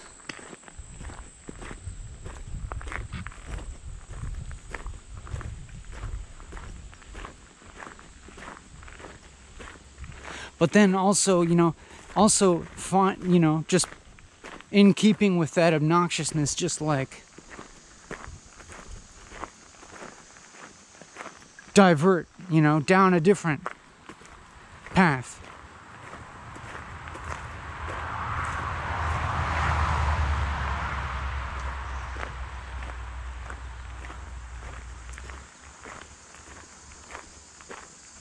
Oh, there's some chicken of the woods. That's what, that's cool. Should I go through all this poison ivy?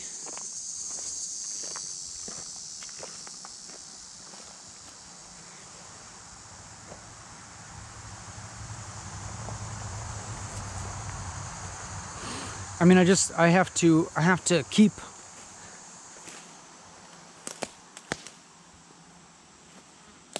to keep speaking abstractly while I simultaneously attend to a material concern.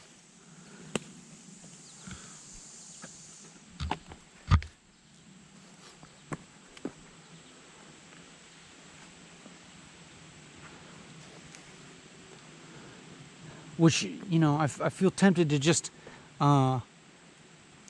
keep expounding on the stupidness of this. It's pretty wild if we think about the difference in tone from the beginning and now. This mushroom is really gorgeous. For those of you just listening to the audio, it's a chicken of the woods mushroom, and just a fantastic a gradient between a rich orange and kind of a lighter, more washed out orange, and then bright yellow fringes. Anyhow, I'll just pause it so that I can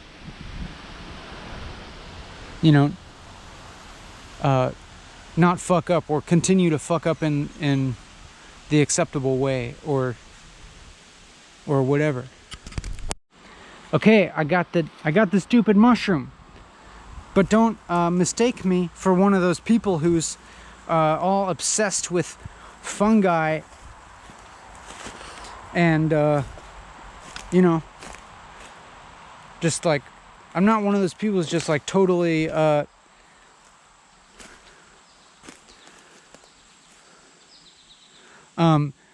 enchanted by facts about mycology and whatever. It's the biggest, oldest organism in the world, and mycelium, and then all of the sort of social analogies that people arrive at very quickly when they think about mushrooms and mycelial networks and so on, and how they're like the Earth's internet and so on and so forth.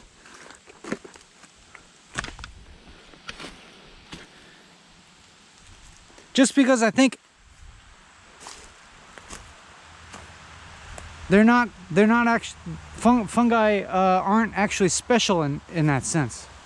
Like, you know, whatever is the most trippy thing about mushrooms that you can think of, actually all of reality is more like that.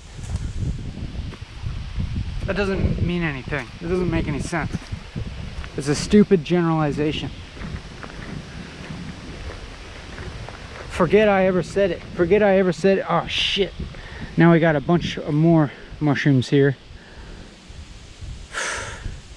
I guess I gotta pick these fuckers too. The yellow oyster mushrooms. Alright. I'm gonna pause it while I pick them. Maybe I'll just do it.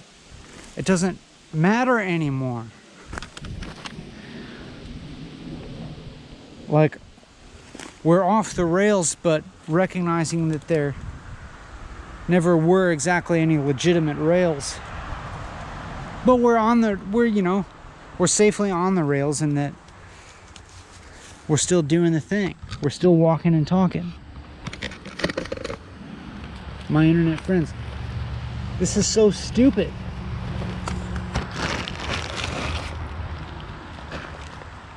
I'm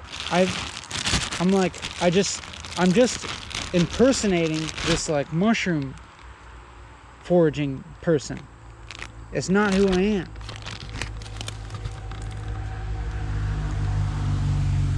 I'm not enchanted by mushrooms. I'm just getting them.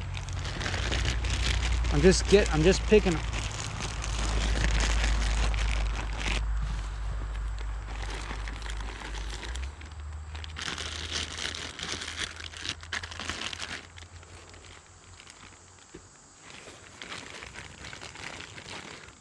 I don't believe fungi can save the world.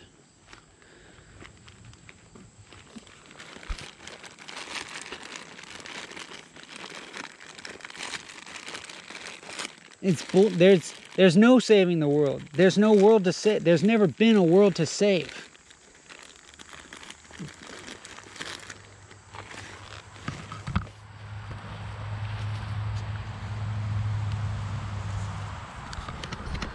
But then, you know, also the opposite. Like, of course, I recognize that the world is necessary to have this position of saying something so ludicrous as there isn't a world to save, and so forth, and that, you know, I brush my teeth most nights, and decide to eat something healthy a lot of the time. Not all of the time.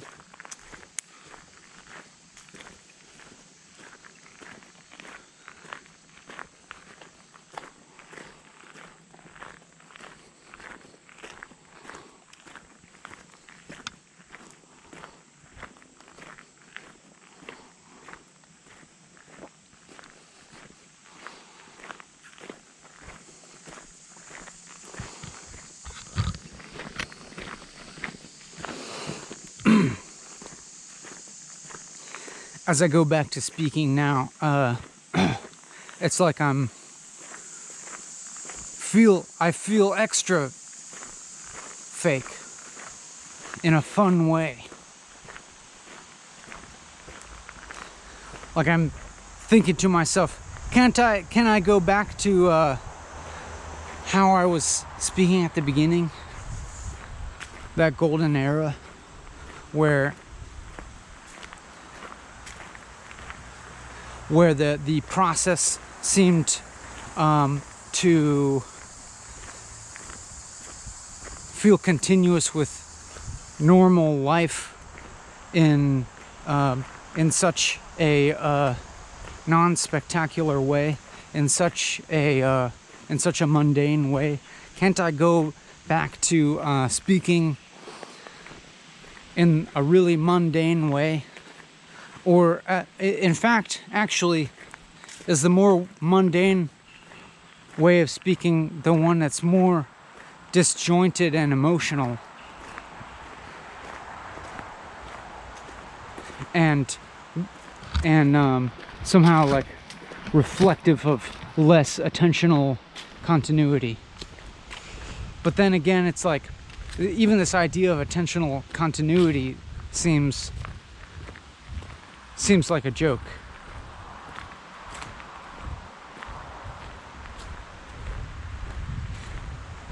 I mean, at least just in this context, in which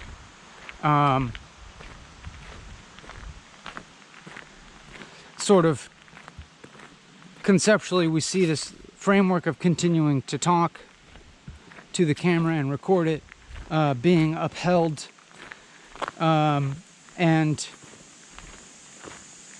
at least in my experience, that's seeming to, in a way, constitute an overarching attentional continuity, like that being kind of like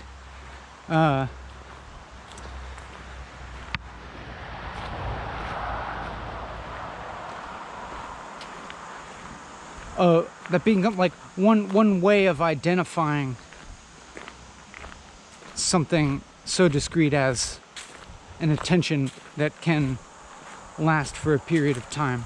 That is, like, if I try to define attention or continuity of attention in a more descriptive way, it becomes very blurry and foggy and very dependent on more and more conceptual framings that seem more and more arbitrary. For instance, like it does in fact depend on the talking about things in a temporal way, in a linear temporal way of duration and of there being, continuousness through time. And then what constitutes the continuity through that time? Is it a quality of experience? But then that's a question, because if for instance I'm observing a changing quality of experience, I can't really say that is discontinuous attention, because it would require continuous attention to even be able to register that change in quality of experience. Or if I describe something like a discontinuity of attention or a disjointed attention, then it would require some overarching form of attention that was continuous enough to observe that disjointedness or that discontinuity. And so it just becomes meaningless.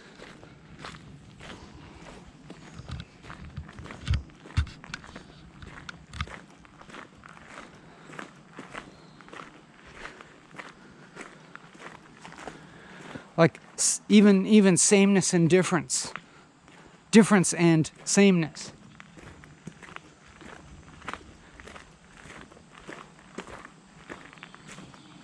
Seem kind of meaningless in the same way.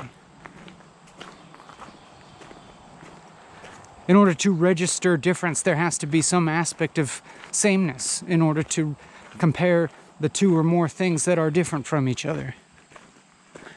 That the difference would necessarily be a content in the context of sameness.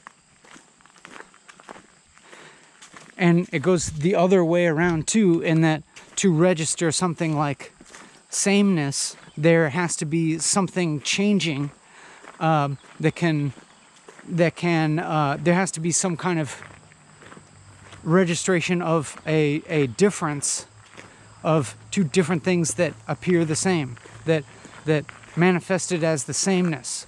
There has to be, in order for sameness to be a content, then there must be a context of difference. In order for difference to be a content, there has to be a context of sameness. And you might recognize, like, if you are anything like me, you recognize this kind of like linguistic construction that I've just proffered forth as being essentially meaningless, as being, in a sense, just tautological. And that would be, if that's what you are kind of perceiving about it, or about this whole process, or about me, or about everything that I'm saying, or about things more broadly speaking, then I feel proud. I feel really proud of you, because it really is tautological, all of this, and more broadly speaking, and that this all really is just elaboration on that tautology, that it is what it is. And this is a long-winded this is all a long-winded way of saying that it is what it is. And that would be highly reflective of the way that I conceive of reality in general.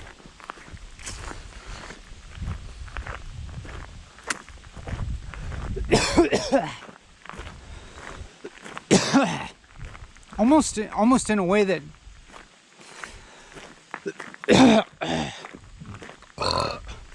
pardon me, would seem, sorry, a little water went down the wrong pipe, that would seem like it can't even be argued with, that that we define the term reality tautologically seems like a necessary given, that reality is what there is all that there is, and you may not posit something outside of reality without then expanding the scope of the term, without expanding the definition of the term reality to include that as well. That reality necessarily encompasses everything that there is, nothing more, nothing less.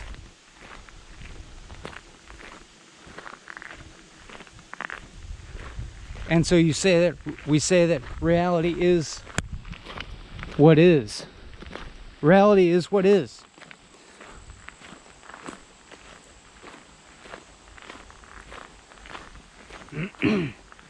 And if you want to add, and that's like simultaneously like the answer to metaphysics, and it's simultaneously a meaningless and dumb statement, in that it does not explain anything. It's not explanatory, but you may elaborate upon that tautology in ways that explain everything. And if you look at any explanation of anything and inquire into it honestly,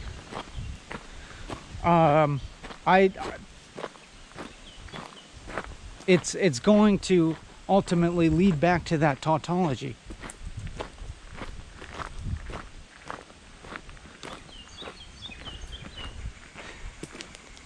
that anything appearing as knowledge of something is going to require something external to that something as the reference, as the context in which to have any kind of positionality resembling knowledge.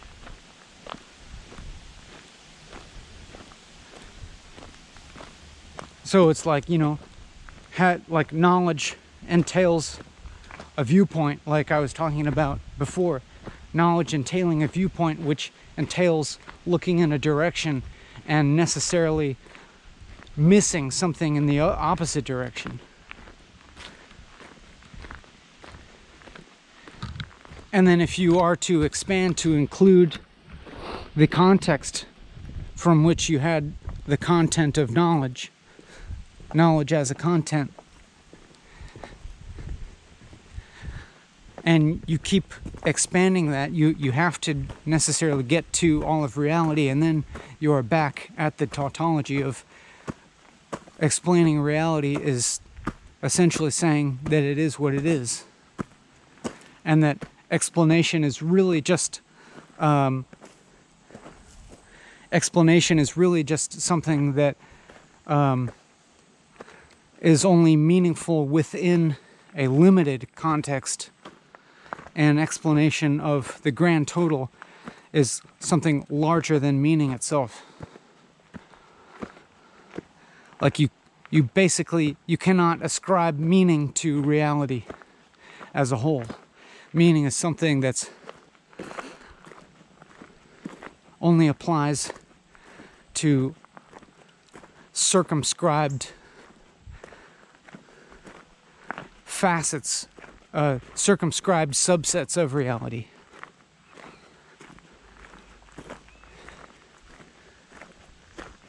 And is only relative.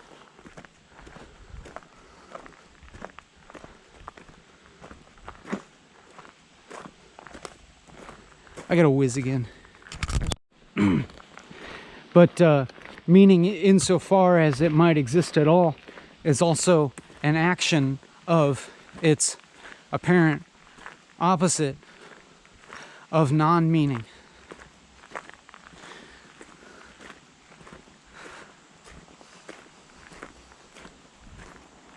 If reality as a whole is meaningless, just by definition,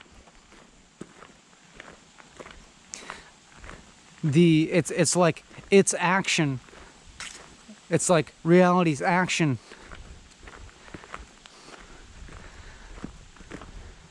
or let us call it like meaning making or something, or the process of meaning.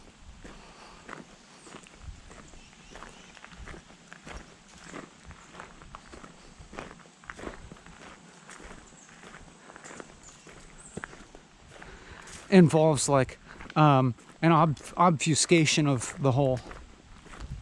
Like meaning is, as much as meaning would appear to illuminate, it is just as much obfuscating.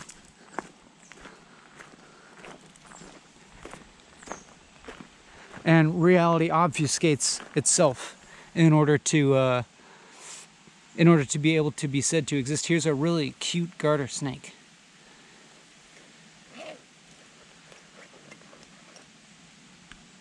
Let's see if we can get a closer view. Bye-bye. See you later.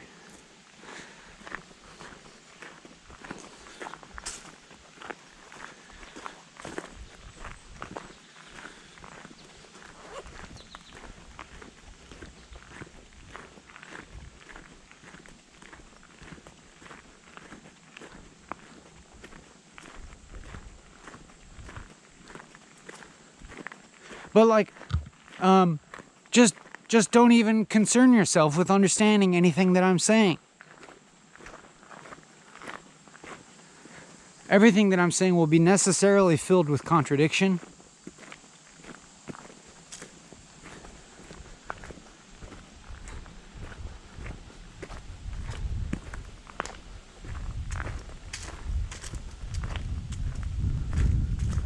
And so if you feel like you're missing something, then that's right. If you feel like you haven't grasped something, then that's perfectly correct.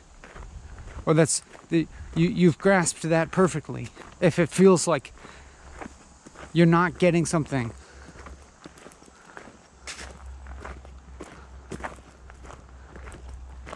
then, you know, that's how the world is. Like, you can't get it.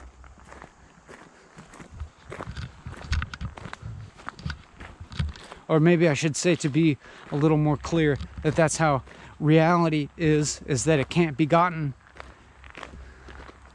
I mean, isn't that obvious though? That's completely obvious. It feels really obvious.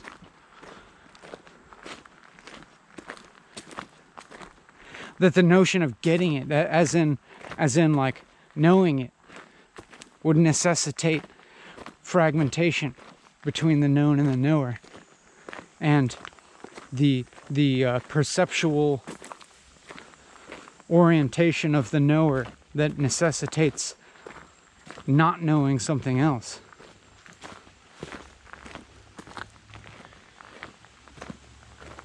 Like, to know something is inherently to not be it. To know something is to not be it.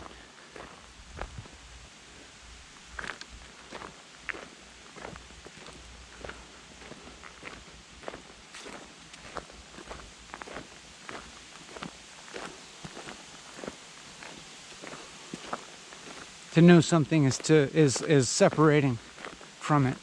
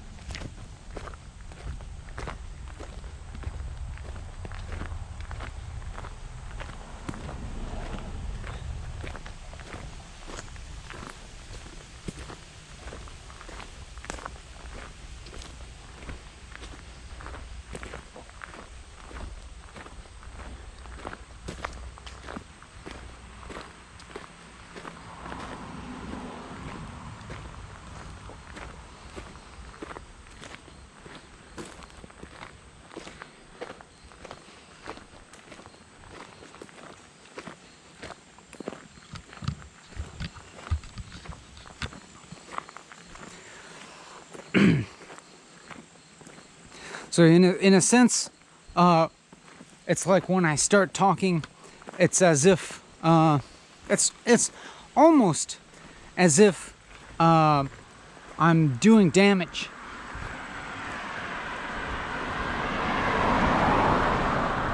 That when I'm speaking at all,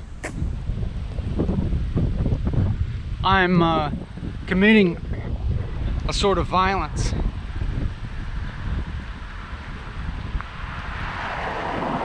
Of making incisions into the unknown in order to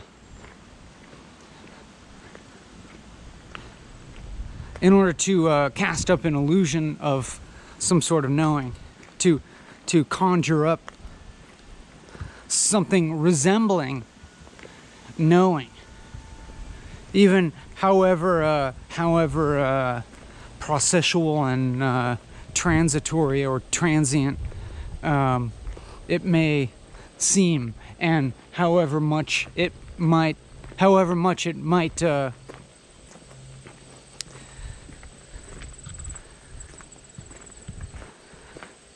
make pretensions towards directing, being a finger at the moon or whatever.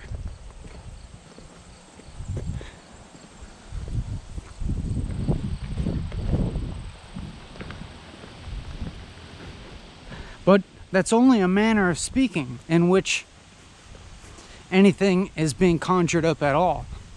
It's only a manner of speaking in which there's any illusion at all. After I say that, it occurs to me as more truthful to say that no illusion arises at all. That not only does no knowing ever arise, no illusion of knowing arises.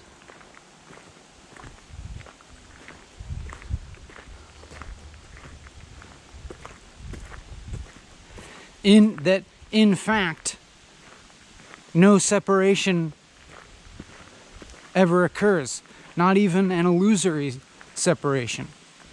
No illusion occurs.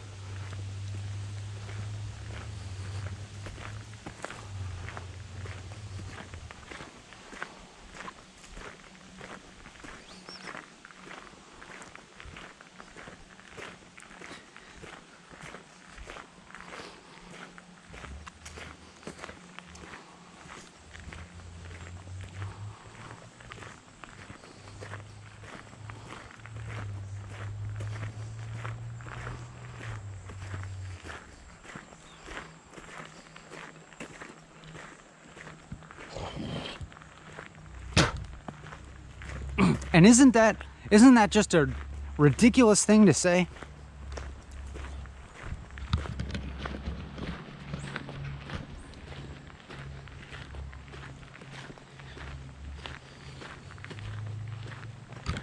It's totally ridiculous.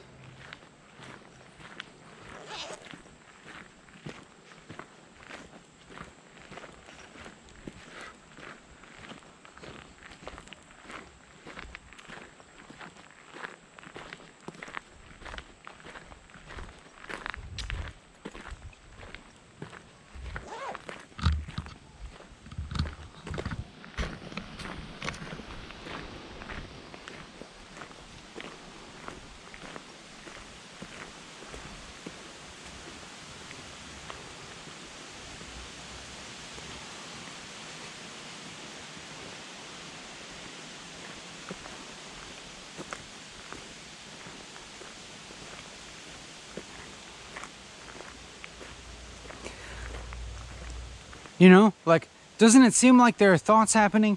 Doesn't it seem like you're thinking about things dualistically? Even if you're thinking about non-duality in some way, even if you're thinking about non-duality, isn't that dualism in action? Isn't thinking at all? Or isn't, experiencing at all?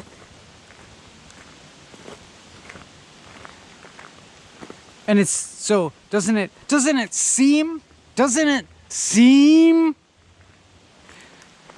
like there's some kind of illusion that happens? Doesn't it seem that way?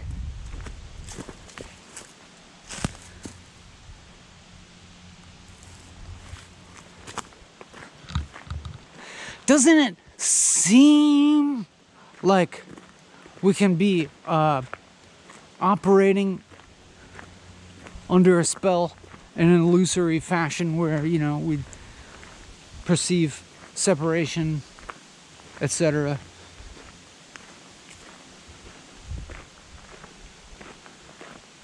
It sure does seem like that.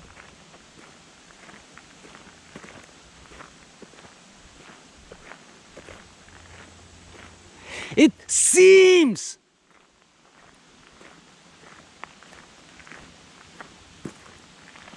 It seems like that.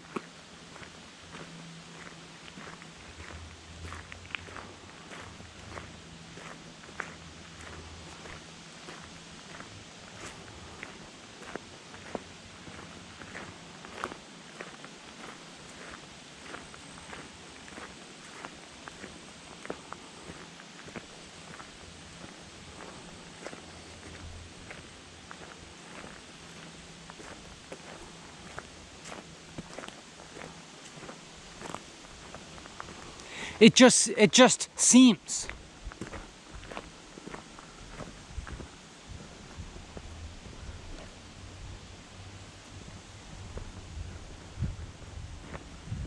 It just seems.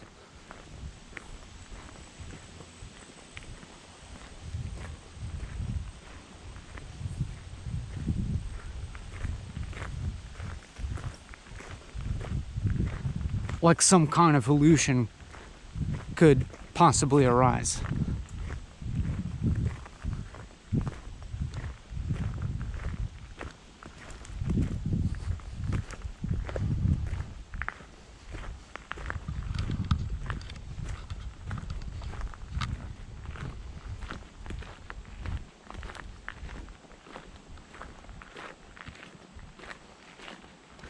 It seems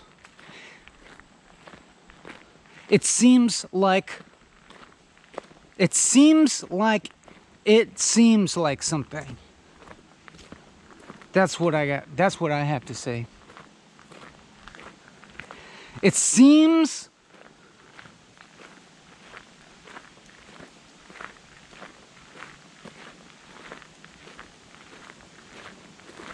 like it seems a certain way.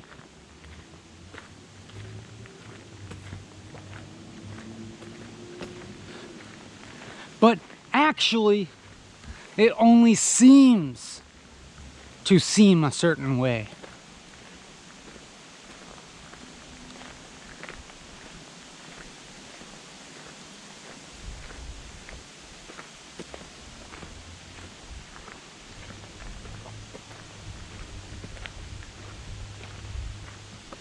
So it really does seem, but then also it only seems.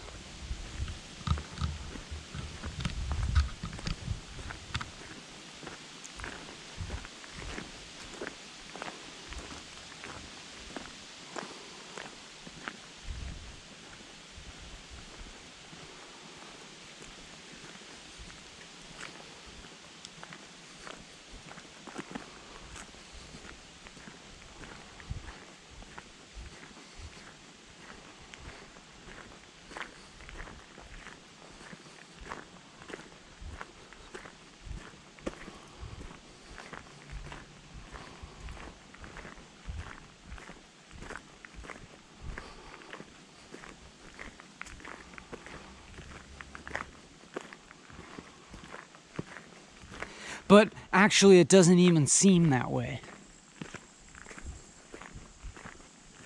Actually, it doesn't seem like anything. Actually, it doesn't seem at all.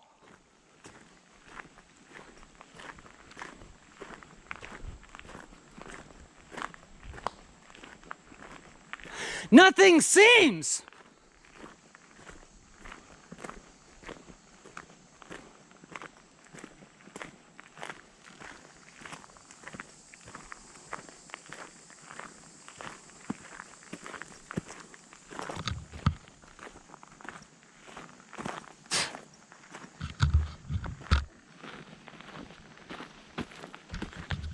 Nothing seems at all.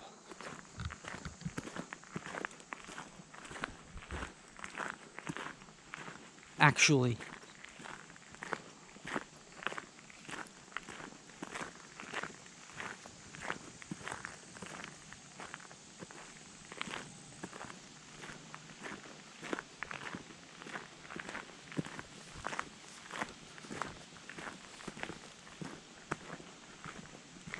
But then, actually, there isn't any actual.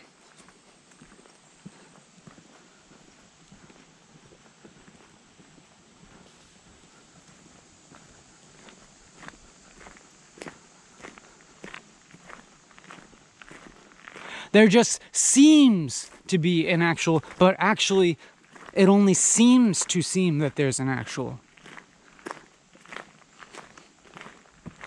But actually it only seems like that also. But actually, that also only seems to be the case.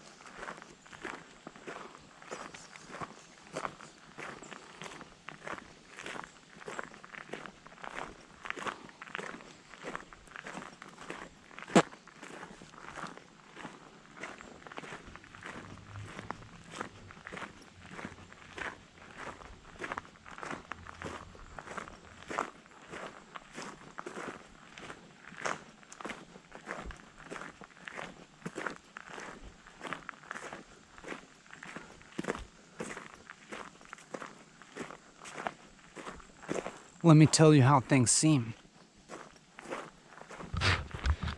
They don't seem at all.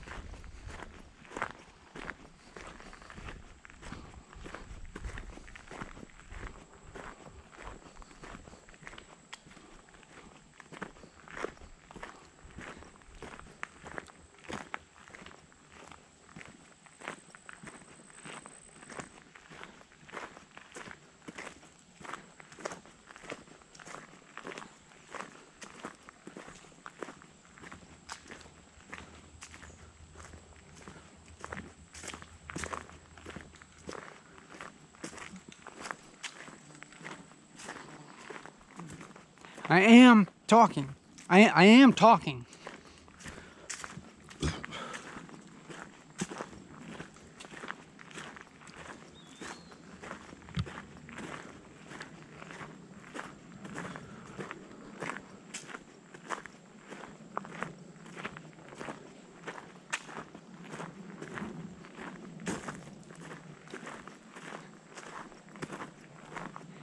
And this is fake.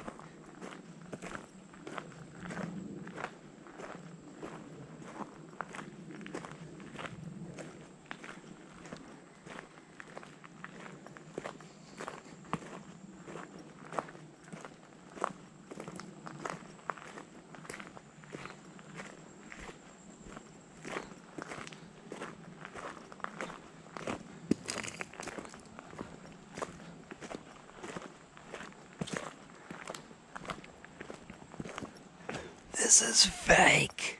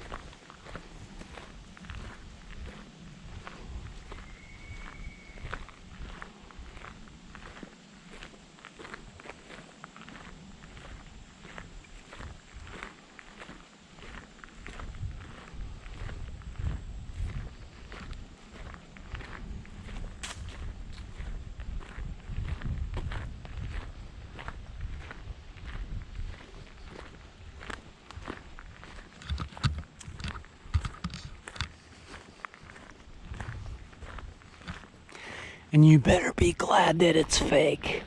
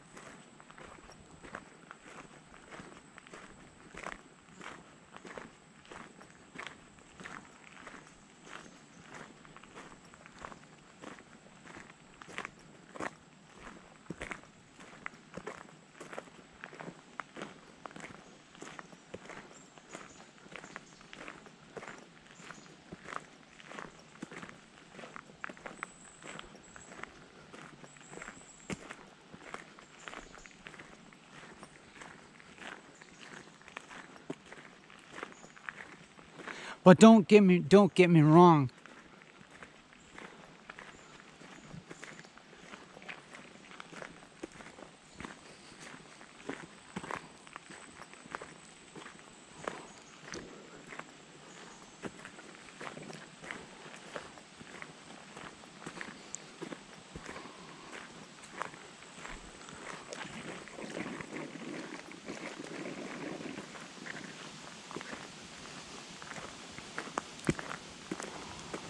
It's not that there's something else that's real, you know?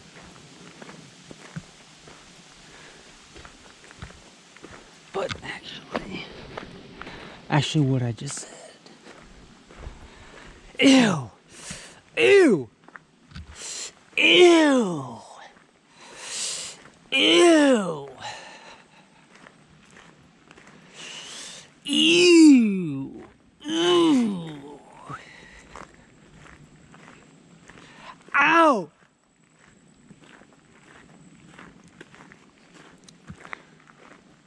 Ow! Ow!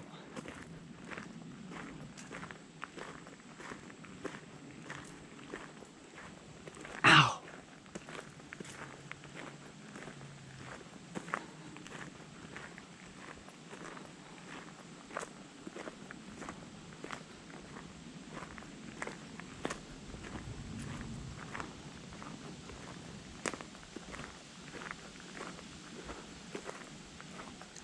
I should have seen this coming. Ow! Ew! Ew!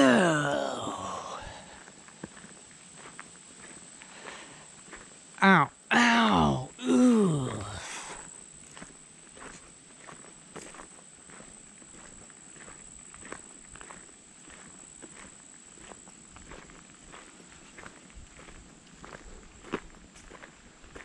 Owie!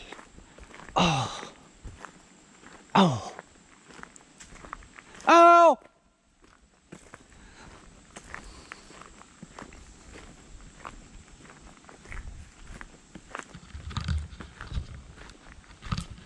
Seems like you can't stop it once it gets going. It'll I don't know what to tell you. It doesn't stop. It doesn't.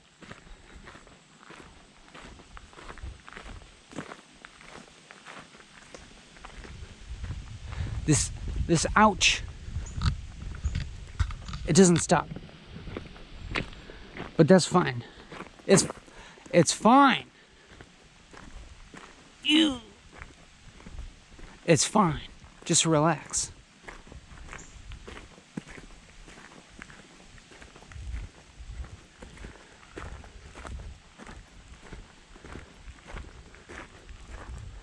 It's as fun as it is painful, I think. Hi.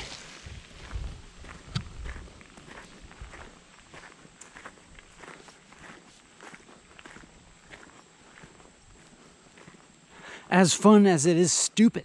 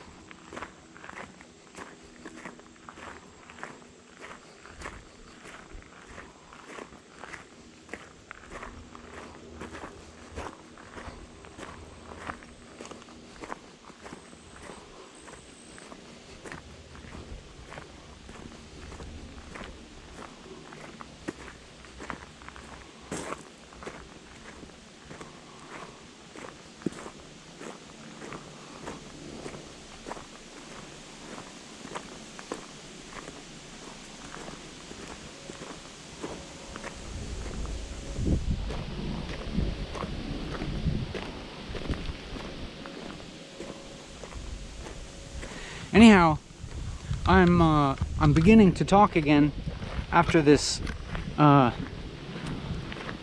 apparent silence, and it feels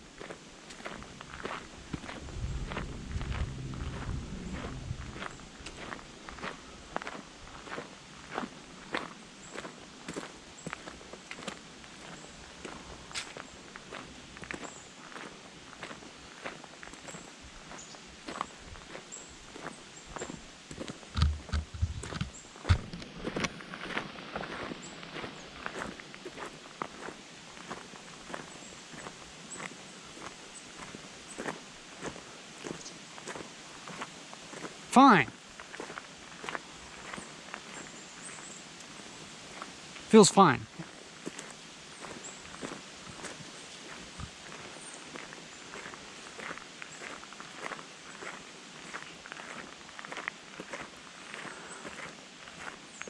I'll say another thing.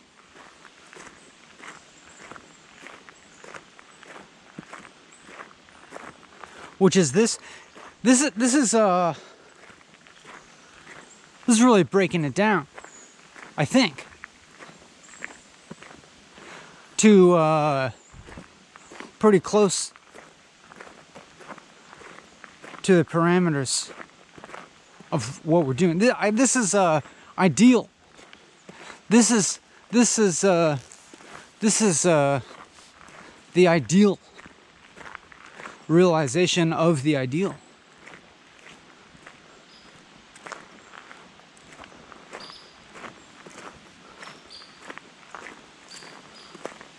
A little too ideal. Woo, big worm.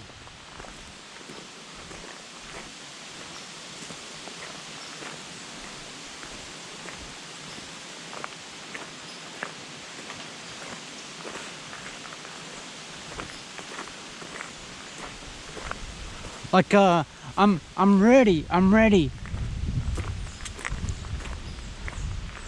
for some contamination. I mean, it's really, it's nothing but contamination. This is all dirty. All this shit. Look at all this dirty stuff. Somebody clean this up.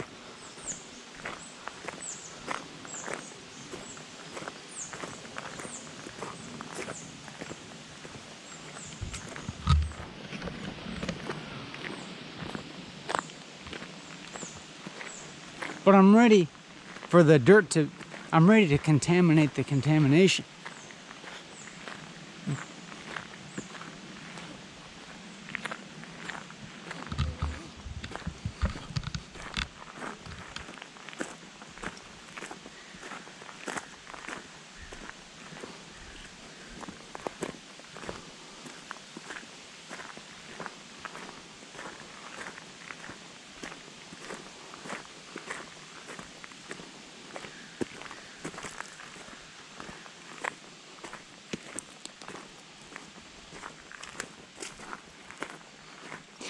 It's done. It's real. This is all real. This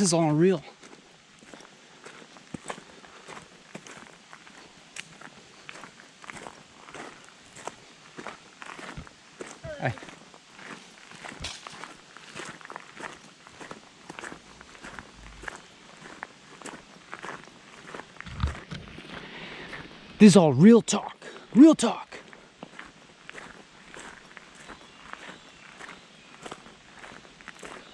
You ready for some real talk?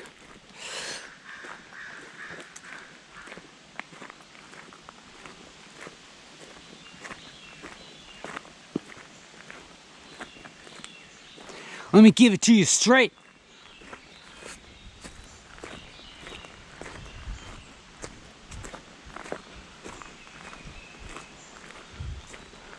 Raw. Let me give it to you raw.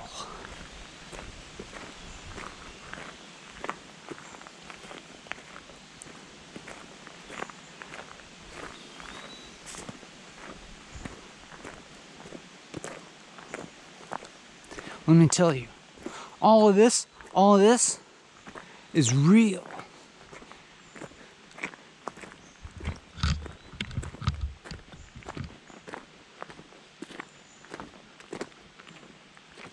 This right here, this is the real shit. This is the real shit.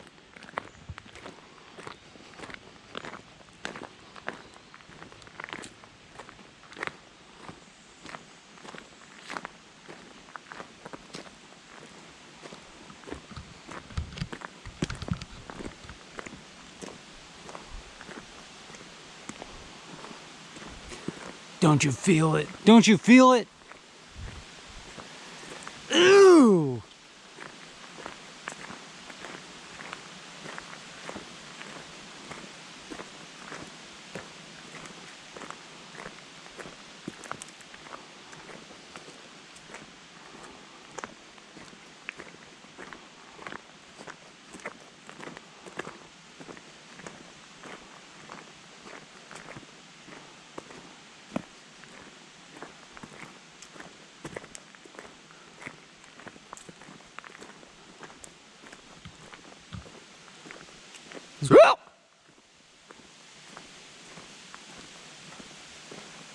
Ugh.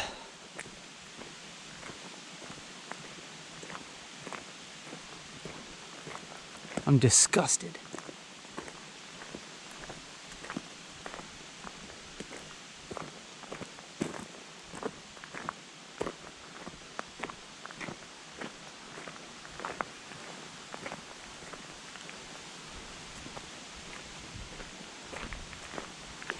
Anyhow, bye. Just kidding. We still got a ways. You're not off the fucking hook. You are not off the hook yet. You still have to pay. You'll pay. You're gonna pay for this. You're paying for this.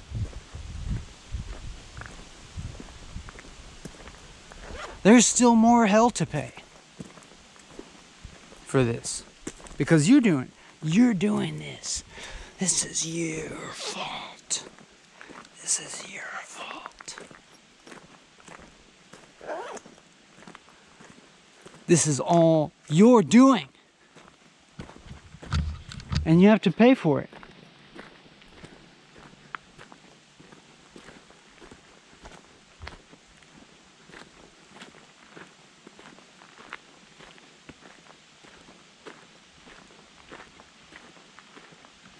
It's not over yet.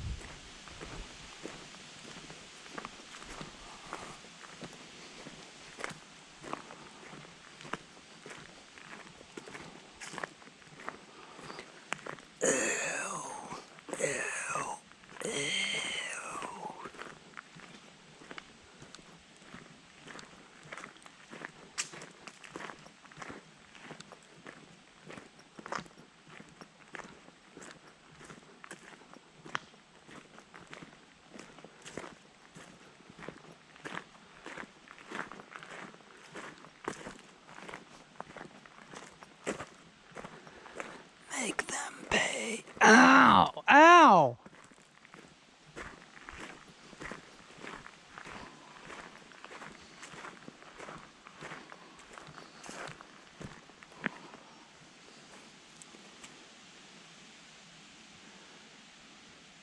Ooh, there's a snake in the water.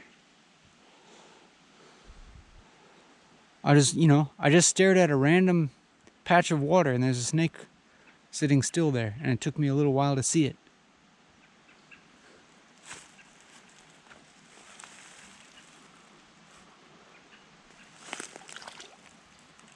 Who is that? Who is that?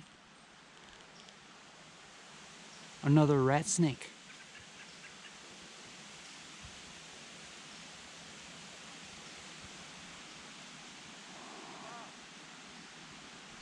Oh, and 2 frogs. Oh shit, there's a snake eating a frog, and the frog's still alive.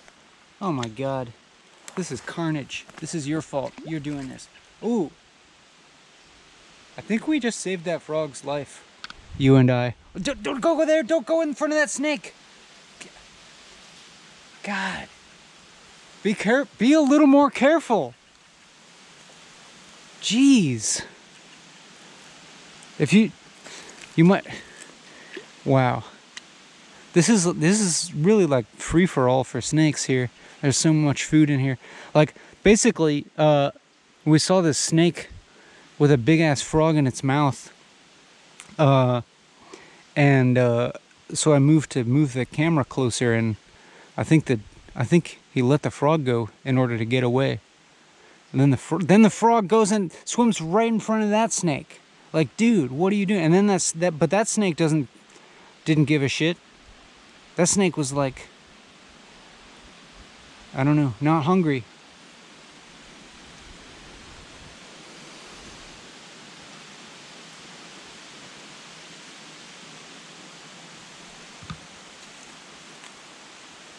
I'm not making this up. I'm not making any of this up. You see the snake?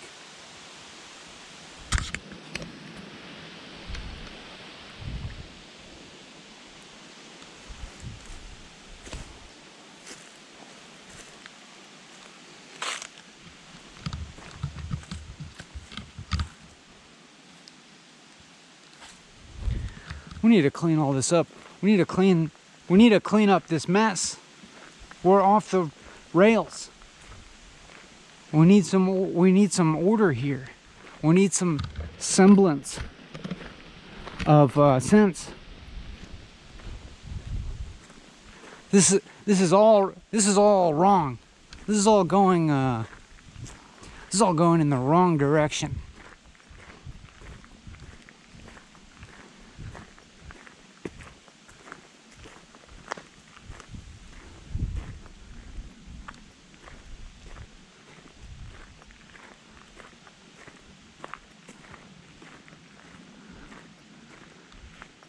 But you and I, we saved a frog's life. Thanks to you. You did that.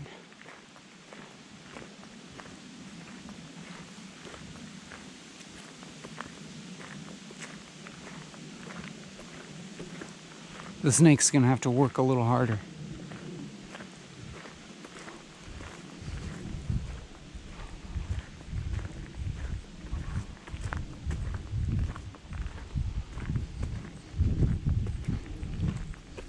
But we effectively, in some sense, we have caused the death of the next frog that the snake is going to eat. So we saved one frog, and we probably killed another.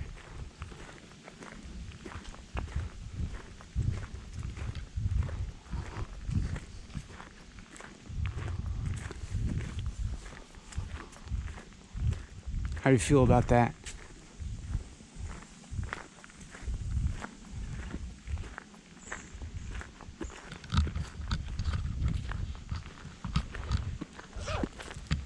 We're gonna clean this mess up.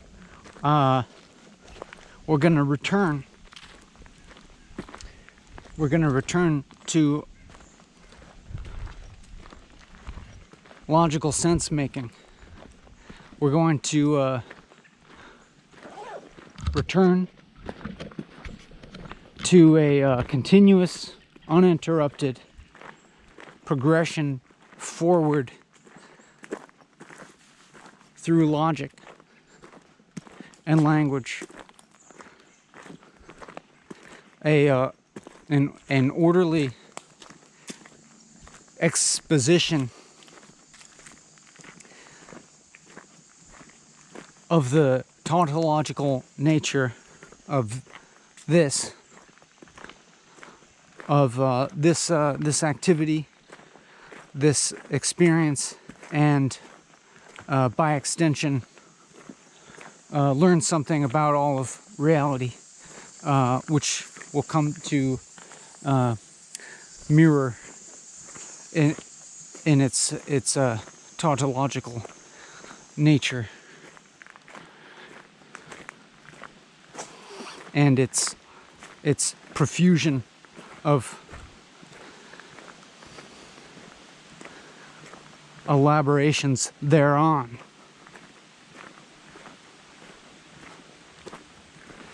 Bewildering amount of information.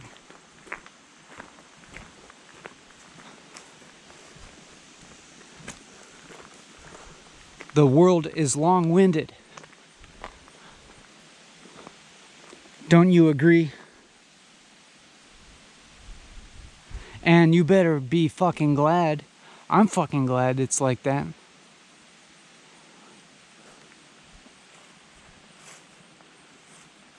It's infinitely long-winded, as a matter of fact, which is a good thing. But also it's not. It's only infinitely long-winded because it can't make a point. It can't make its point. You know what I mean? It can't ever make its point, which is a really fundamentally good thing. You know? It's really good that no ultimate sense can be made. That's, I would say that's the most fundamental prerequisite for you and I existing. That's good.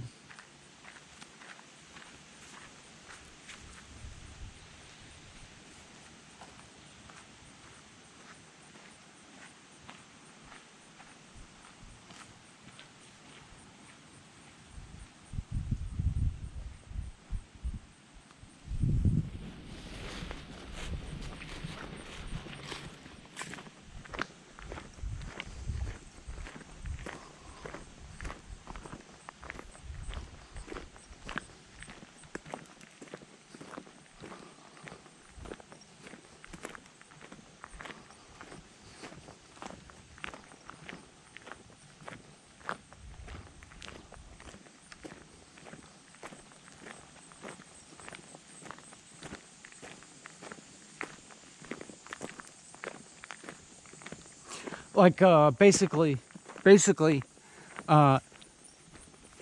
you better be thankful that nothing exists, otherwise you wouldn't exist. Know what I'm saying?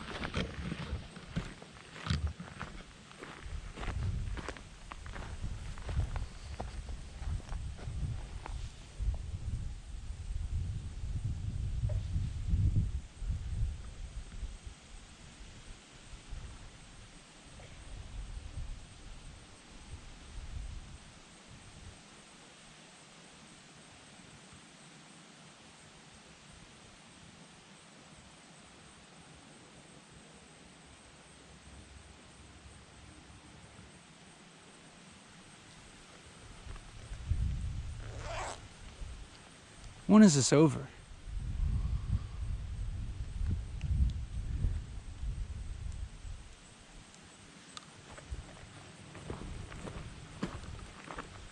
It's never over. It was always over. It was always over.